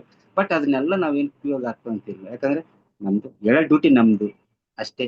ಅವ್ರು ಏನು ಬರೋರ್ ಬರ್ಲಿ, 10 ಜನಕ್ಕೆ ಬಂದ್ರೆ ಅಟ್ಲೀಸ್ಟ್ ಒಬ್ರನ್ನ ಬರ್ತಾರ ಅನ್ನೋ ಕಾನ್ಸೆಪ್ಟ್ ಅಲ್ಲಿ ನಾವು ಎಷ್ಟೇ ಅವಮಾನಗಳು ಎಷ್ಟೋ ಸಾಕಷ್ಟು ಅದು ಇವತ್ತುಗಳ ಕೆಲವು ಸರಿ ಕೆಲವೊಂದು ಒಡಕೆ ಬಂದಿದ್ದಾರೆ. ಅಂದ್ರೆ ಈ ಪ್ರಚಾರ ಮಾಡಕ್ ಬಂದು ನಮ್ಮೂರ್ ಬರಬಾರ್ದು, ನೀವೇನು ಪೂಜೆ ಮಾಡಬೇಡ ಅಂತೀರಾ, ಇದು ಮಾಡ ಅಂತೀರಾ, ಧ್ಯಾನ ಉಸಿರಾಟ ಅಬ್ಸರ್ವ್ ಮಾಡಿದ್ರೆ ನಿಮ್ಗೆ ಇದೆಲ್ಲ ಸಿಗುತ್ತಾ ಅಂದ್ರೆ ಅನುಭವ ಇಲ್ದವ ಮಾತು, ಅನುಭವ ಇಲ್ದವ್ರಿಗೆ ಏನೋ ಒಂದು ಉಂಟಾಗುತ್ತೆ. ಇವ್ರೇನೋ ಬೇರೆ ತರ ಪ್ರಚಾರ ಮಾಡಕ್ ಬಂದಿದ್ದಾರೆ. ಹಳ್ಳಿಯಲ್ಲಿ ಹೆಂಗಿರುತ್ತಂದ್ರೆ ಈ ತರ ಹೇಳ್ಬಿಟ್ಟು ಏನೋ ಒಂದು ಮನೆಗೆ ದೋಚ್ಕೊಂಡು ಹೋಗ್ತಾರೆ. ಆ ಮನೆ ಮನೆಗೆ ಮತ್ತೆ ಇವತ್ತು ಮನೆ ನೋಡ್ಕೊಂಡು ಬರ್ತಾರೆ, ನಾಳೆ ದೋಚ್ಕೊಂಡು ಹೋಗಿ ಬರ್ತಾರೆ. ಇವೆಲ್ಲ ಸಾಕಷ್ಟು ನಮ್ಗೆ ಅಡಲ್ಸ್ ಆಗಿದೆ. ಬಟ್ ಆದ್ರೂನು ಯಾವತ್ತಿಗೂನು ನಮ್ ಪತ್ತೆ ಸರ್ ಏನ್ ಹೇಳಿದ್ರು, ಹೇಳೋದ್ ನಮ್ ಡ್ಯೂಟಿಯೇ. ಕೇಳಿಸ್ಕೊಳೋದು ಯಾರಾದ್ರು ಕೇಳಿಸ್ಕೊಂತಾರೆ, ಯಾರಾಗ ಅರ್ಹತೆ ಇದೆ ಅವ್ರು ಬರ್ತಾರೆ ಅಷ್ಟೇ. ನಮ್ ಡ್ಯೂಟಿ ನಮ್ ಮಾಡ್ಬೇಕು. ಸೊ ಈ ತರ ಏಜ್ ಆಯ್ತು. 2006 ಆ 2006 ನಾನು ಬೆಂಗಳೂರು ಜಾಬ್ ಬರೋ ಮುಂಚೆ ಶಿರ್ಡಿ ಧ್ಯಾನ ಯಜ್ಞ ನಡೀತು. ಶಿರ್ಡಿಯಲ್ಲಿ ಪತ್ರಿ ಸರ್ಗೆ ನಾನು ಸರ್ ಹಿಂಗೆ ಜಾಬ್ ಬಂದಿದೆ, ನಾನು ಬೆಂಗಳೂರು ಹೋಗ್ತಾ ಇದ್ದೀನಿ ಅಂತ ಹೇಳಿದಾಗ, ಸರಿ ಆಯ್ತು, ನೀನ್ ಬೆಂಗಳೂರು ಬಿಟ್ಟು ಬರಬೇಡ ಅಂತ. ಅವ್ರು ಏನು ಕೇಳಿದ್ರು ನನ್ಗೆ ಈಗ ಅರ್ಥ ಆಗ್ತಾ ಇದೆ. ಸೊ ಆ 2006 ಬೆಂಗಳೂರು ಬಂದ ತಕ್ಷಣ ಈ ಜಾಬ್ ಎಲ್ಲ ಬಂದ್ಮೇಲೆ 2007 ಡಿಸೆಂಬರ್ ನನ್ನ ಮದುವೆ ಆದಾಗ ಆ ಅಲ್ಲಿ ಅಲ್ಲಿಂದ ಶುರು ಆಯ್ತು ಮತ್ತೆ ಏನು ಒಂದು ಸಾಂಪ್ರದಾಯಿಕ ಮದುವೆಗೆ ಪೂಜಾರಿ ಬಂದೇನೋ ಮಾಡ್ತಾರಲ್ಲ, ಅದನ್ನೇ ನಾನು ಆಕ್ಸೆಪ್ಟ್ ಮಾಡಿ ನಮ್ ತಂದೆ ತಾಯಿಗಳು ನನ್ನ ಫೋರ್ಸ್ ಮಾಡೋದು ಇಲ್ಲ, ಅದೇನೋ ಮಾಡ್ತಾರೆ ಮಾಡಿಸ್ಕೊಂಡು ನಂಗೆಲ್ಲ ಬೇಡ, ಏನೇ ಅದ್ ಮಾಡ್ರಿ ಅಷ್ಟೇ. ನೆಕ್ಸ್ಟ್ ಡೇ ಮದುವೆ ಆಯ್ತು. ಮಂಗಳಸೂತ್ರ ಕಟ್ಟಿದ್ಮೇಲೆ ಹೊರಗಡೆ ಹೋಗಿ ಅರವಿಂದ ನಕ್ಷತ್ರ ಅಂತ ತೋರಿಸಿ, ನಾನ್ ತೋರ್ಸೋರ್ ಬಿಡ್ಲಿಲ್ಲ, ನೀವು ತೋರ್ಸಿ ಅಂತ. ಅರವಿಂದ ನಕ್ಷತ್ರ ಅಂತ ಇಲ್ಲ, ನಾನು ಕಾಣಿಸ್ಲಿಲ್ಲ ತೋರಿಸಿ ಅಂದ್ರೆ ಇಲ್ಲ, ಇದು ಶಾಸ್ತ್ರ ಅಂದ್ರು. ನನಗೆ ಶಾಸ್ತ್ರ ಬೇಕು, ತೋರಿಸಿ ಅಷ್ಟೇ. ಸ್ವಲ್ಪ ಜಗಳ ಆಯ್ತು ಪೂಜಾರಿ, ಯಾಕಂದ್ರೆ ತೋರಿಸಿ ಅಸತ್ಯ ಅವ್ನು. ಯಾಕಂದ್ರೆ ಇಲ್ಲಪ್ಪ ಬೆಳಿಗ್ಗೆ ಅಲ್ವಾ, ಬೆಳಿಗ್ಗೆ ರಾತ್ರಿ ಹೊತ್ತು ನಾನು ಹಿಂಗೆ ಇರ್ತೀನಿ, ಇಲ್ಲೇ ಇರ್ತೀನಿ, ತೋರಿಸಿ. ಬಟ್ ಆದ್ರೂ ಈ ಇರ್ತಾರಲ್ಲ ಮನೆಯಲ್ಲಿ ದೊಡ್ಡವರು ಕಾಂಪ್ರಮೈಸ್ ಮಾಡಿ ಮತ್ತೆ ಹೊರಗಡೆ ಕರ್ಕೊಂಡು ಅದ್ ನಂತರ ಮತ್ತೆ ನನಗೆ 2008 ಪಾಪು ಆಯ್ತು. ಹುಟ್ಟಿದ ದಿವಸನೇ ನಾನು ಬುದ್ಧ ಪೂರ್ಣಿಮಾ ಅಂತ ಹೇಳಿ ಹೆಸರು. ಹುಟ್ಟಿದ ದಿವಸ ಬುದ್ಧ ಪೂರ್ಣಿಮಾ ಡಿಕ್ಲೇರ್ ಮಾಡಿ ನಮ್ಮ ಮನೆಯವರು ಅವ್ರವ್ರು ಏನು ಶಾಸ್ತ್ರ ಗೀತ್ರ ಏನಿಲ್ಲ, ಅದಿಲ್ಲ ಇದು ಹಾಗೆ ಈಗ ಅಂತ ಹೇಳ್ಬಿಟ್ಟು ಅವ್ರು ನನ್ನ ಮೇಲೆ ಜಗಳಕ್ಕೆ ಬಂದ್ರು. ಅದು ನಾನು ಕೇರ್ ಮಾಡಿ ಹೋಗಿ ಅವ್ರವ್ರು ಇದರಲ್ಲಿ ಹುಟ್ಟಿದ ಆ, ಏನು ಟೈಮ್ ಎಲ್ಲ ತಗೊಂಡೋಗಿ ಎಲ್ಲ ತೋರ್ಸ್ಕೊಂಡಾಗ ಅಲ್ಲಿನೂ ಬಾಬು ಅಂತ ಬಂದಿದೆ. ನಾನು ಆಲ್ರೆಡಿ ಬುದ್ಧ ಪೂರ್ಣಿಮೆ ಅಂದ್ರೆ ಅವರಿಗೆ ಈಗ್ಲೂ ಕೆಲವರು ಏನ ನಕ್ಷತ್ರಗಳು ಜನ್ಮಗಳು, ಯಾಕಂದ್ರೆ ಇಂಥವನ್ನ ಜಾಸ್ತಿ ನನಗೆ ಅಂದ್ರೆ ಆಲ್ರೆಡಿ ಬೈ ಬರ್ತಿಂದ ಅಂದ್ರೆ ಏನು 10 ಸಾರಿಯಿಂದ ಕಂಪ್ಲೀಟ್ ನಾನು ಒಂದು ಪ್ರಕೃತಿ ಮಾತ್ರ ಅಡಿಕ್ಟ್ ಆಗಿದ್ದೀನಿ. ಯಾವುದೇ ಮೂರ್ತಿಗಳಿಗೆ, ಯಾವ ವಿಗ್ರಹಗಳಿಗೆ ಯಾವತ್ತೂ ಅಡಿಕ್ಟ್ ಆಗಿ ಇದರಲ್ಲಿ ಸಾಕಷ್ಟು ನನಗೆ ಯಶಸ್ಸಾಗಿದೆ. ಯಾಕಂದ್ರೆ ನಾನು ಒಂದು ಕಣ್ಣಾರ ಒಂದು ಮೂರ್ತಿ ವಿಗ್ರಹನ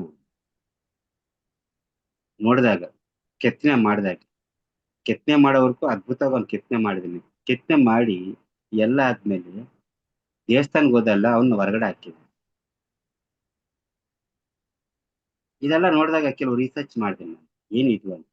ಸೊ ಸಾಕಷ್ಟು ಆ ಕೆಲವು ವಿಷಯದಲ್ಲಿ ನಾನು ಒಂದು ಮೌಢ್ಯತೆಯಲ್ಲಿ ಇರೋದನ್ನ ಈಗಲೂ ಎಕ್ಸ್ಪ್ಲೇನ್ ಮಾಡ್ತಾ ಇರ್ತೀನಿ. ನಾನು ಪೋಸ್ಟರ್ಸ್ ನೋಡಿರ್ಬೋದು, ಇನ್ನೊಂದು ನೋಡಿರ್ಬೋದು, ಕಂಪ್ಲೀಟ್ ಆಗಿ ಒಂದು ಮೌಢ್ಯದಿಂದ ಹೊರಗಡೆ ಬರೋಕ್ಕೆ ಅವಕಾಶ ಇರೋ ಪ್ರತಿ ಸರಿ ಏನ್ ಹೇಳಿದ್ರೆ ಅದನ್ನ ಕಾನ್ಸೆಪ್ಟ್ ನ ರೆಡಿ ಮಾಡ್ತಾರೆ. ಬಟ್ ಆದ್ರೂ ನಾವಿನ್ನ ಇನ್ನ ಇಷ್ಟು ಧ್ಯಾನ ಮಾಡಿದ್ರು ಇನ್ನ ಕೆಲವು ಅಂದ್ರೆ ಆ ಬಾಂಡಿಂಗ್ ಇರ್ತಲ್ಲ ಒಳಗಡೆ, ಆ ಭಾವನೆಗಳು ಎಲ್ಲೋ ಫಿಕ್ಸ್ ಆಗಿರ್ತವೆ, ಅದ್ರ ಅಷ್ಟ್ಮೇಲೆ ಡಿಲೀಟ್ ಆಗೋದಿಲ್ಲ. ಈಗ್ಲೂನು ನಾವು ಒಂದು ಹೊರಗಡೆ ಹೋದ್ರೆ ಒಂದು ಕ್ಯಾಟ್ ಕ್ಯಾಟ್ ಅಡ್ಡ ಬಂದು ಬೆಕ್ಕ ಅಡ್ಡ ಬಂದ್ರೆ ನಮ್ಮ ಮೈಂಡ್ ಸ್ಟ್ರೈಕ್ ಆಗುತ್ತೆ. ಯಾಕಾಗುತ್ತೆ ಅಂದ್ರೆ ಸಬ್ ಕಾನ್ಸಿಯಸ್ ಮೈಂಡ್ ಅಲ್ಲಿ ಆಲ್ರೆಡಿ ಅದು ಫೀಡ್ ಆಗಿದೆ ನಮ್ಗೆ. ಅಷ್ಟು ಬೇಗ ಡಿಲೀಟ್ ಆಗಲ್ಲ, ಅಷ್ಟು ಬೇಗ ಡಿಲೀಟ್ ಆಗೋದಿಲ್ಲ. ಏನಾಗುತ್ತೆ, ನಾವು ಬೆಕ್ಕ ಅಡ್ಡ ಬಂತ ಹೇಳ್ಬಿಟ್ಟು ನಾವು ಥಿಂಕ್ ಮಾಡ್ಕೊಂಡು ಏನೋ ಮಾಡ್ಕೊಂಡು ಏನದು ಯೋಚನೆ ಮಾಡ್ಕೊಂಡು ಹೋಗ್ತೀವಿ, ನಾವೇ ಮಿಸ್ಟೇಕ್ ಮಾಡಿರ್ತೀವಿ. ಬಟ್ ಆದ್ರೂ ನಾವು ಬ್ಲೇಮ್ ಮಾಡೋದು ಬೆಕ್ಕ ಬ್ಲೇಮ್ ಮಾಡ್ತಾ ಇರ್ತೀವಿ. ಆ ಧೋರಣೆದಲ್ಲಿ ಇದ್ದಾಗ ನಾವಿನ್ನ ಎಷ್ಟು ಕಲ್ತ್ಕೋಬೇಕು ಅನ್ನೋದು ನಮಗೆ ಈ ಗೊತ್ತಾಗುತ್ತೆ. ಸೊ ಈ ಅವಮಾನಗಳನ್ನು ಪ್ರತಿ ಸಾರಿ ಹೇಳಿದ್ರೆ ಕಷ್ಟ, ನಷ್ಟ, ಅವಮಾನ ಈ ಮೂರನ್ನು ಯಾವಾಗ ಸಮಾನವಾಗಿ ಸ್ವೀಕರಿಸ್ತಾರೋ ಅವರೇ ಗ್ರೇಟ್ ಮಾಸ್ಟರ್. ಕಷ್ಟಗಳು ಬರ್ಬೇಕು, ಅಕ್ಸೆಪ್ಟ್ ಮಾಡ್ಕೋಬೇಕು. ಏನಕ್ಕೆ ಬರ್ತಾವೆ ಅಂದ್ರೆ ಕಷ್ಟಗಳನ್ನು ಅರ್ಥ ಮಾಡ್ಕೋಬೇಕು. ಅವಮಾನಗಳು, ಎಸ್, ಅವಮಾನಗಳು ಪ್ರತಿಯೊಂದು ಅಜ್ಜಿಗೂ ಬರ್ತಾರೆ. ಪ್ರತಿಯೊಂದು ಅಜ್ಜಿಗೂ ಇವತ್ತೂ ಬರ್ತಾ ಇರ್ತಾವೆ ಅವಮಾನಗಳು. ಯಾಕಂದ್ರೆ ಒಂದು ನೇರವಾಗಿ ಹೇಳಿದಾಗ ಆಟೋಮೆಟಿಕ್ ನಾವು ಶತ್ರು ಸೃಷ್ಟಿ ಆಗ್ತಾರೆ. ಏನೋ ಒಂದು ಓಪನ್ ಆಗಿ ಹೇಳ್ತೀವಿ ನಾವು, ಇದ್ದಂಗೆ ಹೇಳ್ತೀವಿ, ಶತ್ರು ಸೃಷ್ಟಿ ಆಗ್ತಾರೆ. ಅದೇ ನೀವು ನಗು ನಗುತ್ತಾ ಅದನ್ನ ಅಸತ್ಯವನ್ನ ನಟನ ಮಾಡಿ, ನಾಟಕ ಮಾಡಿ ಎಲ್ಲ ನಿಮ್ ಜೊತೆನೆ ಇರ್ತಾರೆ. ಈ ಸಮಾಜನ ಇರೋದು ಹಂಗೆ. ನೀವು ಎಷ್ಟು ನಾಟಕ ಆಡ್ತೀರೋ ಅಷ್ಟು ಜೊತೆ ನಿಮ್ ಜೊತೆಲಿ ಇರ್ತಾರೆ. ನಾಟಕ ಮಾಡಿಲ್ಲ ಅಂದ್ಕೊಳ್ಳಿ, ನಿಮ್ ಜೊತೆಲಿ ಯಾರು ಇರಲ್ಲ. ಇದು ಸತ್ಯ. ಪತ್ರಿ ಸಾರ್ ಅವರು ಹೇಳ್ಕೊಟ್ಟಿರೋದ್ ಮಾತಲ್ಲಿ ಕಷ್ಟ, ನಷ್ಟ, ಅವಮಾನ ಇವೆಲ್ಲಾನು ಸರಿ ಸಮಾನವಾಗಿ ಸ್ವೀಕರಿಸ್ತೀವಿ. ಸೊ ಈಗ್ಲೂನು ಹಾಗೆ ಇರ್ತಾರೆ. ಯಾಕಂದ್ರೆ ಕೂಡಲ ಸಂಗಮ ಪ್ರೋಗ್ರಾಮ್ ಮಾಡಿದ್ವಿ ಫಸ್ಟ್. ಪತ್ರಿ ಸರ್ ಹೇಳ್ದಂಗೆ 2006 ಬೆಂಗಳೂರು ಬಿಟ್ಟು ಬರಬೇಡ ಅಂದ್ಮೇಲೆ ಆಫ್ಟರ್ ಕೋವಿಡ್ ಅಲ್ಲಿ ಫಸ್ಟ್ ಜೂಮ್ ಸ್ಟಾರ್ಟ್ ಮಾಡಿದ್ವಿ. ಓಕೆ, ಚೆನ್ನಾಗಾಯ್ತು. ಜೂಮ್ ಸ್ಟಾರ್ಟ್ ಮಾಡಿದ್ಮೇಲೆ ಎಲ್ಲ ಪ್ರತಿಯೊಂದು ಶುರು ಆಯ್ತು ಕರ್ನಾಟಕದಲ್ಲಿ. ಆಮೇಲೆ ಕರ್ನಾಟಕದಲ್ಲಿ ಒಂದು ಫಾರೆಸ್ಟ್ ಟ್ರೆಕ್ಕಿಂಗ್ ರೆಡಿ ಮಾಡ್ಬೇಕಂತ ಅದನ್ನು ಒಂದು ರೆಡಿ ಮಾಡಿ, ಅದು ಆಯ್ತು. ನೆಕ್ಸ್ಟ್ ಪ್ರತಿ ಸರ್ ಹೇಳಿದ್ರಲ್ಲ, ಧ್ಯಾನ ಎಲ್ಲಿಲ್ವೋ ಅಲ್ಲಿ ಧ್ಯಾನ ಪ್ರಚಾರ ಮಾಡ್ಬೇಕು ಅನ್ನೋ ಉದ್ದೇಶದಿಂದ ಕೂಡಲ ಸಂಗಮದಲ್ಲಿ ಧ್ಯಾನ 2 ವರ್ಷ ಅಲ್ಲಿ ಮಾಡಿ ಸುಮಾರು ಒಂದು 30 ಲಕ್ಷ ಇಂಧನ 30 lakhs 30 lakhs. ಬಟ್ ಆದ್ರೂ ಒಂದು ಪ್ರಚಾರ ಮಾಡಿದೀನಿ ಅನ್ನೋ ಒಂದು ಉದ್ದೇಶದಲ್ಲೇ ನಾನು ಇಟ್ಕೊಂಡಿದ್ದೀನಿ ಹೊರತು ಅದನ್ನ ಡೆಫಿಸಿಟ್ ಅಂತ ಅನ್ಕೊ. ಹಾಗೆ 2025ರಲ್ಲಿ ಧರ್ಮಸ್ಥಳ ಮಾಡಿದ್ವಿ. ಆ ಧರ್ಮಸ್ಥಳದಲ್ಲೂ ಸುಮಾರು ಒಂದು 7 lakh again deficit. But no, I am not feeling deficit ಅಂತ ಅನ್ಕೊಂಡಿಲ್ಲ. ಇಟ್ ಈಸ್ ಎ ಧ್ಯಾನಕ್ಕೋಚರ ಪ್ರಚಾರ ಮಾಡಿದೀನಿ ಅನ್ನೋ ಒಂದು ಉದ್ದೇಶ, ಒಂದು ಸಂತೋಷವಿದೆ ಹೊರತು ಯಾವತ್ತೂ ಡೆಫಿಸಿಟ್ ಆಗಿಲ್ಲ ಇಲ್ಲ. ಸೊ ಈ ತರ ಕಷ್ಟಗಳು ಬಂದು, ಅವಮಾನಗಳು ಬಂದು, ಎಲ್ಲ ಬಂದು, ಆದ್ರೂ ಆ ಕಷ್ಟ, ನಷ್ಟ, ಅವಮಾನ ಅನ್ನೋದನ್ನ ಯಾವತ್ತಾದ್ರೂ ನಾವು ಪರ್ಫೆಕ್ಟ್ ಆಗಿ ಇಟ್ಕೊಳ್ತೀವೋ, ಎಲ್ಲ ಸರಿಸಮ ತಗೊಳ್ತೀವೋ, ಅವಾಗೆ ಪಿರಮಿಡ್ ಮಾಸ್ಟರ್ ಆಗ್ತೀವಿ, ಅವಾಗೆ ಎನ್ಲೈಟನ್ ಮಾಸ್ಟರ್ ಆಗ್ತೀವಿ ಪ್ರತಿ ಸಾರಿಂದಾನೆ ಕೇಳಿ. ಹಾಗಾಗಿ ಸೊ ಅದಕ್ಕೆ ಯಾವತ್ತೂ ಫೀಲ್ ಆಗಿ. Thank you. Thank you sir, thank you. ತುಂಬಾ ಅದ್ಭುತವಾಗಿರ್ತಕ್ಕಂಥ ಮಾತು. ಕಷ್ಟ, ನಷ್ಟ ಮತ್ತು ಅವಮಾನಗಳನ್ನ ಎಲ್ಲವನ್ನ ಸಹಿಸ್ಕೊಂಡವ್ರೆ ನಿಜವಾದ ಪಿರಮಿಡ್ ಮಾಸ್ಟರ್ಸ್ ಅಂತ ಪತ್ರಿ ಸರ್ ಹೇಳಿದ್ರು. ಅದೇ ರೀತಿ ಈಗಿನ ಕಾಲದಲ್ಲಿ ನಾವು ಧ್ಯಾನ ಪ್ರಚಾರಕ್ಕೆ ಹೋದಾಗನು ಸಹಿತ ಎಲ್ಲರಿಗೂ ಆಗ್ತಕ್ಕಂತ ಒಂದು ಸಾಮಾನ್ಯವಾಗಿರ್ತಕ್ಕಂತ ಇದು ಅಂದ್ರೆ ಅವಮಾನಗಳು. ಏನ್ ಕಣ್ ಮುಚ್ಕೊಂಡ್ ಕುತ್ಕೊಂಡ್ರೆ ಎಲ್ಲ ಸಿಕ್ಬಿಡುತ್ತೆ ಅಂತೆ. ಆಮೇಲೆ ಮೊದ್ಲೆಲ್ಲಾ ಫ್ರೀ ಆಗಿ ಹೇಳ್ಕೊಡ್ತೀನಿ ಅಂತ ಹೇಳ್ತೀರಿ, ಫ್ರೀ ಆಗಿ ಏನ್ ಸಿಗುತ್ತೆ ಈಗ? ಏನು ಸಿಗಲ್ಲ ಅಂತ ಈ ರೀತಿ ಮಾತಾಡೋರ್ ನಡುವೆನೂ ಸಹಿತ ನಮ್ಮ ಪಿರಮಿಡ್ ಮಾಸ್ಟರ್ಸ್ ಧೈರ್ಯದಿಂದ ಸತ್ಯವನ್ನ ಹೇಳಿ ಅದರಿಂದ ಏನ್ ಆಗತ್ತೆ ಅಂತ ಅನ್ನೋದನ್ನ ಎಲ್ಲರೂ ಪ್ರಚಾರ ಮಾಡ್ತಾ ಇದ್ದೀರಲ್ಲ ಸರ್. ನಿಜವಾಗ್ಲೂ ಅದಕ್ಕೆ ಪಿರಮಿಡ್ ಮಾಸ್ಟರ್ಸ್ ಗಳು ಗ್ರೇಟ್ ಅಂತ ಪತ್ರಿ ಸರ್ ಹೇಳ್ತಾ ಇದ್ರು ಅಂತ ಅನ್ಸುತ್ತೆ. ಸರ್, ಮುಂದಿನ ಪ್ರಶ್ನೆ. ಧ್ಯಾನ ಮಾಡ್ತಾ ಇರ್ತಾರೆ. ಧ್ಯಾನದ ಮೊದಲ ಹಂತಗಳಲ್ಲಿ ಸಾಕಷ್ಟು ಅನುಭವಗಳನ್ನ ತಗೊಳ್ತಾರೆ ಹೊಸದಾಗಿ ಬಂದಂತವ್ರು. ಬಟ್ ಅದು ಮುಂದಿನ ಹಂತಕ್ಕೆ ಹೋಗ್ಬೇಕಾದಾಗ, ಪರೀಕ್ಷೆಗಳು ಎದುರಾದಾಗ ಭಯ ಮತ್ತು ಗೊಂದಲಗಳಿಂದ ಕೆಲವೊಬ್ರು ಧ್ಯಾನ ಮಾಡ್ಲಿಕ್ಕತ್ತಿಂದನೇ ನನ್ಗೆ ಈ ರೀತಿ ಸಮಸ್ಯೆಗಳು ಬರ್ತಾ ಇದ್ದಾನೋ ಅಥವಾ ಕಷ್ಟ ನಷ್ಟಗಳು ಬರ್ತಾ ಇದ್ದಾನೋ ಅಂತ ಧ್ಯಾನ ಮಾಡೋದನ್ನೇ ಬಿಟ್ಬಿಡ್ತಾರೆ ಸರ್. ಅಂತವ್ರಿಗೆ ತಮ್ಮ ಏನು ಮಾತುಗಳು ಇದು ಸರ್? ಅದ್ಭುತವಾದ ಕ್ವಶನ್. ರಿಯಲ್ಲಿ ಎಷ್ಟೋ ಸಲ ನಾನು ಅನ್ಕೊಂಡಿದ್ದೀನಿ, ನಾನು ಗೊತ್ತಿದ್ರು ಅನ್ಕೊಂಡಿದ್ದೀನಿ. ಇಷ್ಟೆಲ್ಲ ಪ್ರಚಾರ ಮಾಡ್ತಾ ಇದ್ದೀನಿ, ಇಷ್ಟೆಲ್ಲ ಮಾಡ್ತೀನಿ, ಯಾಕೆ ಈ ಕಷ್ಟ ಬರ್ತಾ ಇದೆ ಅನ್ಕೊಂಡಿದ್ದೀನಿ.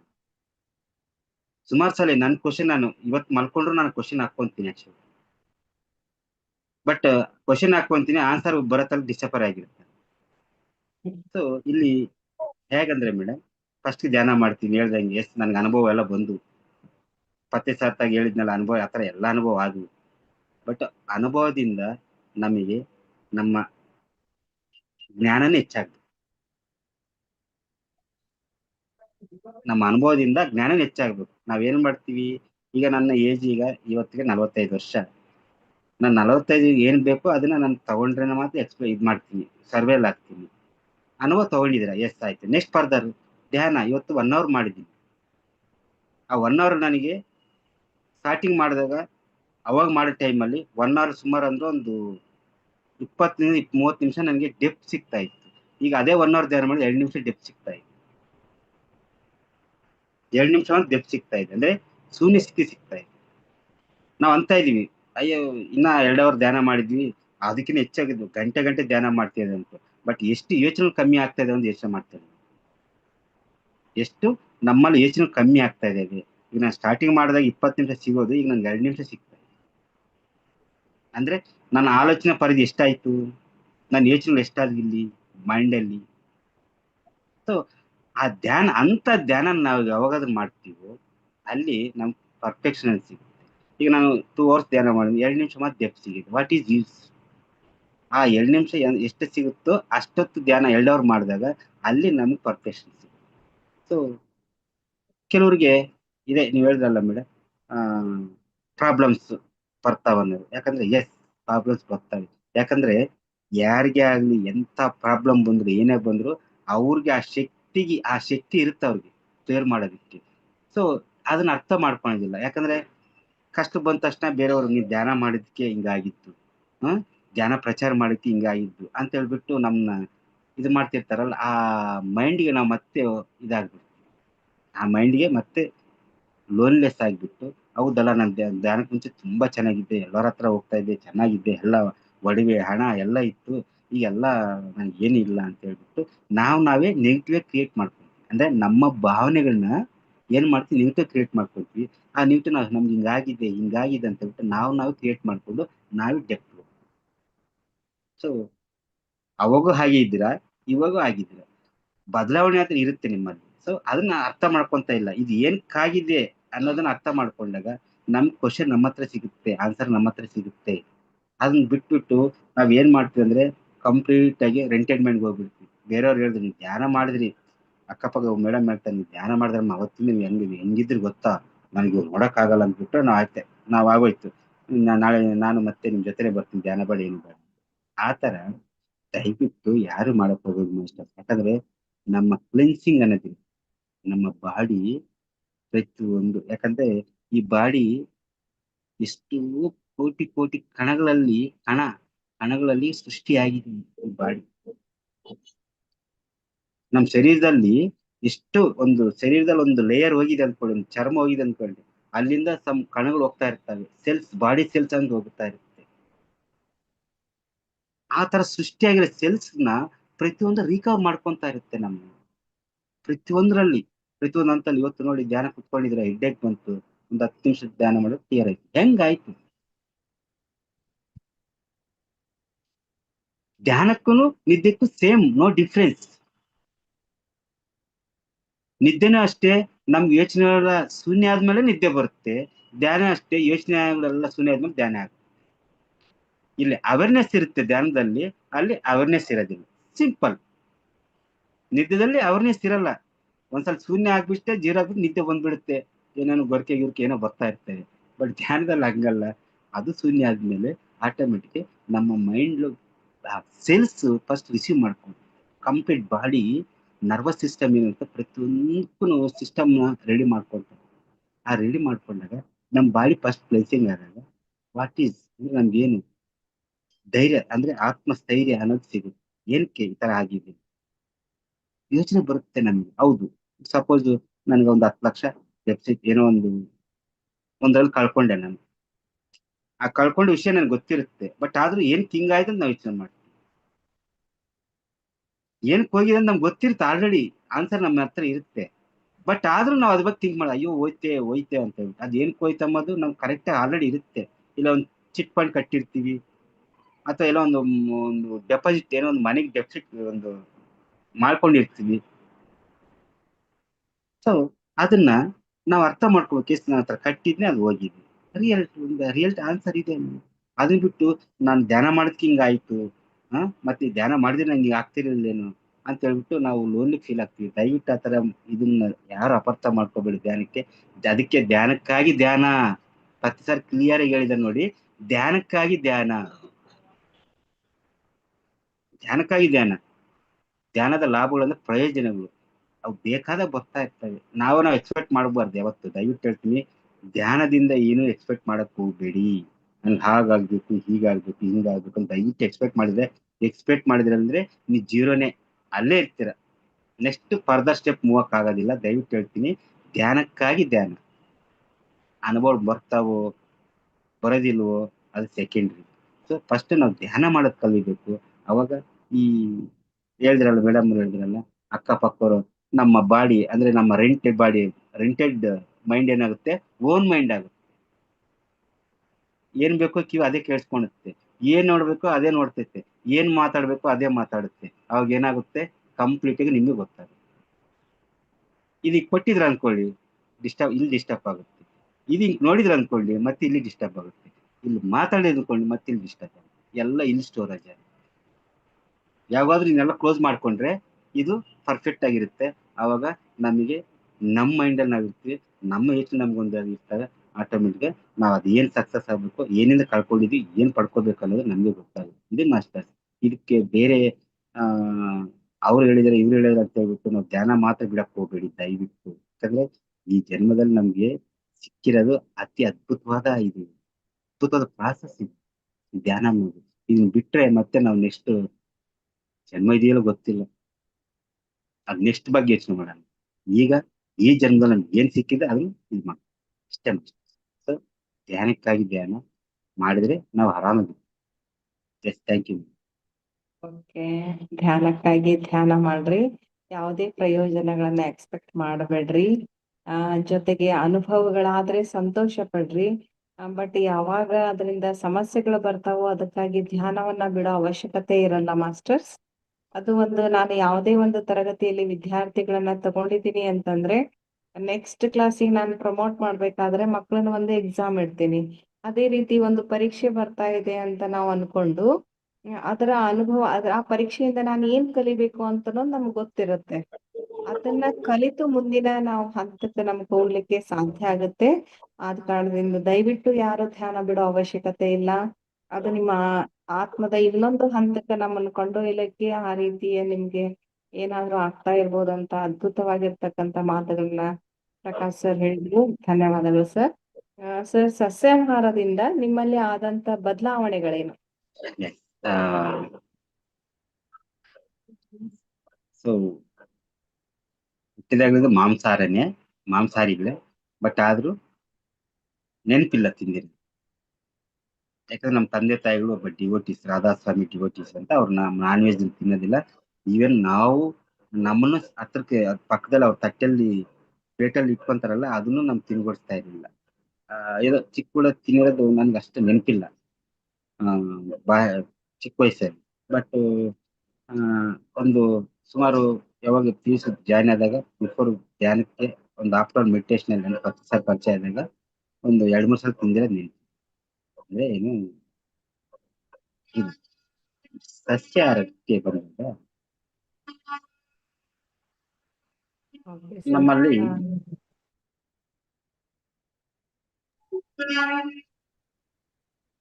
ಅಬ್ಸರ್ವ್ ಮಾಡ್ತಾ ಇದ್ದೆ ಸುತ್ತಮುತ್ತ. ಅಂದ್ರೆ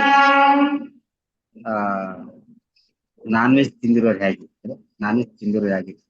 ನನ್ನ ಫ್ರೆಂಡ್ಸ್ ಎಲ್ಲ ಆಲ್ಮೋಸ್ಟ್ ನಾನು ಬ್ರಾಹ್ಮಿಣ್ಸ್ ಏರಿಯಾದಲ್ಲಿ ರೂಮ್ ಮಾಡಿದ್ರೆ ಬ್ರಾಹ್ಮಿಣ್ಸ್ ಐತಿ. ಮತ್ತೆ ಕಾಲೇಜ್ಗೆ ಹೋದಾಗ ಡಿಫ್ರೆಂಟ್. ಅಂದ್ರೆ ಪ್ರತಿಯೊಬ್ಬರು ನನ್ನ ಅಬ್ಸರ್ವ್ ಮಾಡ್ತಾ ಇದ್ದೆ. ಅವಾಗಲೇ ಸಸ್ಯಾಹಾರದ ಬಗ್ಗೆ ನಾನು ರಿಸರ್ಚ್ ಮಾಡ್ತಿದ್ದೆ. ಮಾಂಸಾಹಾರಕ್ಕೆ ಇದಕ್ಕೆ ಏನ್ ಡಿಫ್ರೆನ್ಸ್ 10 ಸಾರಿ ಹೇಳ್ತಾ ಇದ್ರು. ಈವನ್ ಬೆಳ್ಳುಳ್ಳಿ ಸಮೇತ ತಿನ್ಬಾರ್ದು ಅಂತ ಹೇಳ್ಬಿಟ್ಟು. ಏನ್ ತಿನ್ಬಾರ್ದು? ಯಾಕಂದ್ರೆ 10 ಸಾರಿ ಹತ್ರ ನಾನು ಸಾಕಷ್ಟು ಕ್ವಶನ್ಸ್ ಕೇಳಿದ್ದೆ. ನಾನು ಕೇಳಿದಷ್ಟು ಕ್ವಶನ್ಸ್ ಯಾರು ಕೇಳಿಲ್ಲ ಅನ್ಸಿದ್ದು ಕೇಸಸ್ ಅಲ್ಲಿ. ಆ ರಾತ್ರಿ ಮಲ್ಕೊಂಡ್ರು ಕೇಳ್ತಾ ಇದ್ದೆ. ಕೊನೆಗೆ ಅವ್ರು ಹೇಳ್ಬಿಟ್ಟು ಸುಮ್ಮನೆ ಮಲ್ಕೊಳ್ಳೋ, ಹಗಲಾಗಲೇ ರಾತ್ರಿ ಅಂತ ಹೇಳಿದ್ರು. ಅವಾಗ ಅರ್ಥ ಆಯ್ತು ನನ್ಗೆ ಏನ್ ಕೇಳಬಾರ್ದು. ಸೊ ಆತರ ಸಸ್ಯಾಹಾರದಲ್ಲಿ ನಮಗೆ ಸಾಕಷ್ಟು ನೀವು ಹೇಳೋ ಪ್ರೋಟೀನ್ಸ್ ಎಲ್ಲ ತರ ಸಿಗುತ್ತೆ. ನಾನ್ ವೆಜ್ ಎಲ್ಲ ಇರೋದಿಲ್ಲ ಅದರಲ್ಲಿ ಇರುತ್ತೆ. ಬಟ್ ಆದ್ರೂ ಇಲ್ಲಿ ಒಂದು ಸೃಷ್ಟಿಸೋ ಗುಣ ನಮ್ಗೆ ಸಿಗುತ್ತೆ ಸಸ್ಯಾಹಾರದಲ್ಲಿ. ಬಟ್ ಮಾಂಸಾಹಾರದಲ್ಲಿ ಸೃಷ್ಟಿಸೋ ಗುಣ ನಮ್ಗೆ ಸಿಗುತ್ತೆ ಒಂದು ಸ್ವಲ್ಪ ಹೆಚ್ಚಿಗೆ. ಒಂದು ತರಕಾರಿನ ಬೆಳೆಸೋ ಶಕ್ತಿ, ಒಂದು ನೀರ್ ಹಾಕಿ ಮಾಡಕ್ಕೆ ಶಕ್ತಿ, ಅಂದ್ರೆ ಏನು ಅದು ಉತ್ಪತ್ತಿ ಆಗೋ ಶಕ್ತಿ ಇದೆ. ಆದ್ರೆ ಒಂದು ಕೋಳಿನ ಏನೋ ಕಟ್ ಮಾಡಿದ್ರೆ ನಮ್ಗೆ ಮತ್ತೆ ಪ್ರೊಡ್ಯೂಸ್ ಮಾಡೋ ಶಕ್ತಿ ಇದೆ. ಅಂದ್ರೆ ಏನು ಅದು ಕೋಳಿನೇ ಮಾಡ್ಬೇಕು, ನಾವು ಮಾಡಕ್ಕಾಗಲ್ಲ. ಇಂತ ಅವಗಾಹನೆ ತಗೊಂಡು ಸಾಕಷ್ಟು ಜನಕ್ಕೆ ನಾನು ಎಕ್ಸ್ಪ್ಲೈನ್ ಮಾಡಿ ಈ ತರ ನಾವು ತಿನ್ನಬಾರ್ದು. ಆ ಶಕ್ತಿ ಹೆಂಗ್ ಬರುತ್ತೆ ಅದೆಲ್ಲ ತಿನ್ಬಾರ್ದು. ತಿಂದೇನು ಶಕ್ತಿ ಹೆಂಗ್ ಬರುತ್ತೆ, ಹೀಗೆ ಬರ್ಬೇಕು ಹೀಗ್ ಬರ್ಬೇಕಂದ್ರೆ ಎಲ್ಲ ತಿನ್ಬೇಕು. ಅದೇ ಸಾಕಷ್ಟು ಅಲ್ಲಿನೂ ಕಾಂಟ್ರವರ್ಸಿ ಆಯ್ತು. ಹಳ್ಳಿಯಲ್ಲಿ ಹೋದಾಗ ಈ ಧ್ಯಾನ ಪ್ರಚಾರದ ಹೋದಾಗಲೂ ಕಾಂಟ್ರವರ್ಸಿ ಆಯ್ತು. ನಮ್ಗೆ ಈ ಕೆಳಗಡೆ ಹಾಕಿತ್ವಲ್ಲ ಸಸ್ಯಾಹಾರನ್ನೇ ತಿನ್ಬೇಕು ಅಂತ.